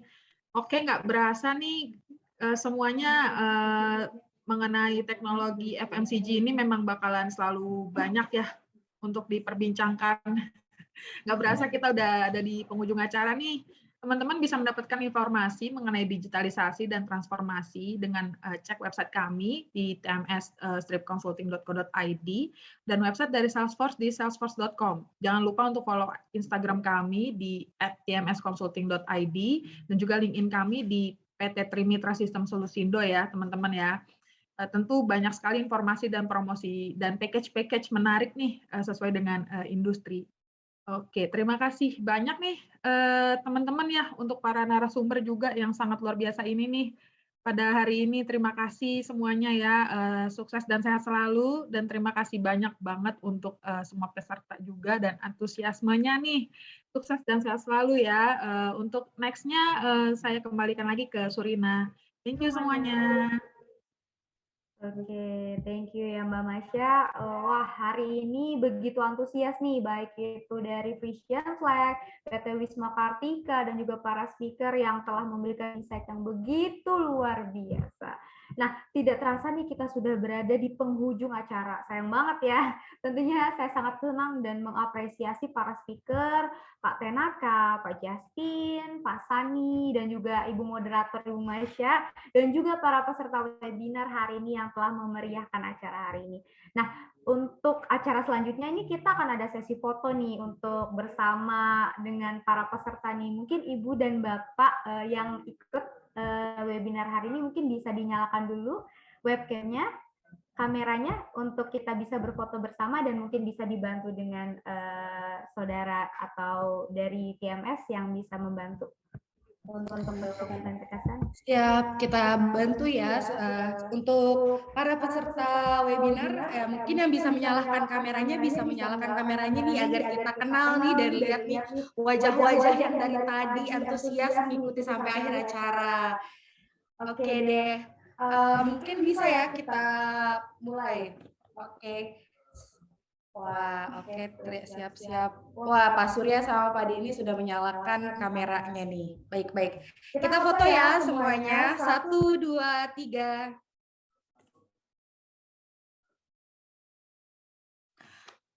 Mungkin bisa jempolnya di atas untuk kesuksesan kita semua.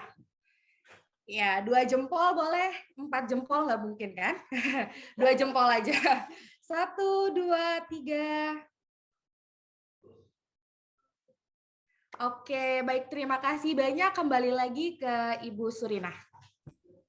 Terima kasih kepada Ibu Sasa untuk membantu pendokumentasiannya.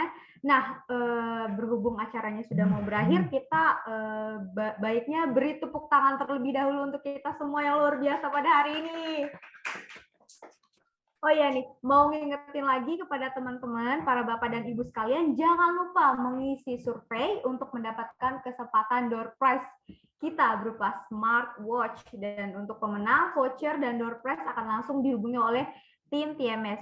Nah, jangan lupa juga mengisi feedback formnya ya, para Bapak dan Ibu sekalian, karena yang tidak mengisi feedback formnya tentunya tidak akan mendapatkan kesempatan mendapatkan door prize-nya nih. Jangan lupa diisi ya, Ibu dan Bapak sekalian. Nah, demikianlah TMS Transformation Talks hari ini. Semoga bisa langsung diaplikasikan nih di bisnis Bapak dan Ibu sekalian dan dapat menginspirasi bisnis Bapak dan Ibu sekalian. Tentunya, jika jika ada pertanyaan terkait FMCG, CRM, service maupun lain-lainnya, bisa kunjungi website kami yaitu di www.tms-consulting.co.id untuk informasi lebih lanjut seputar sistem Salesforce maupun sistem-sistem lainnya. Dan akhir kata, saya Surina mewakili tim dari TMS mengucapkan terima kasih dan mohon maaf apabila ada kesalahan kata. Dan juga jangan lupa follow Instagram TMS dan juga LinkedIn dari TMS untuk info, promo, dan acara lainnya. Sampai jumpa di T3 berikutnya. Wassalamualaikum warahmatullahi wabarakatuh.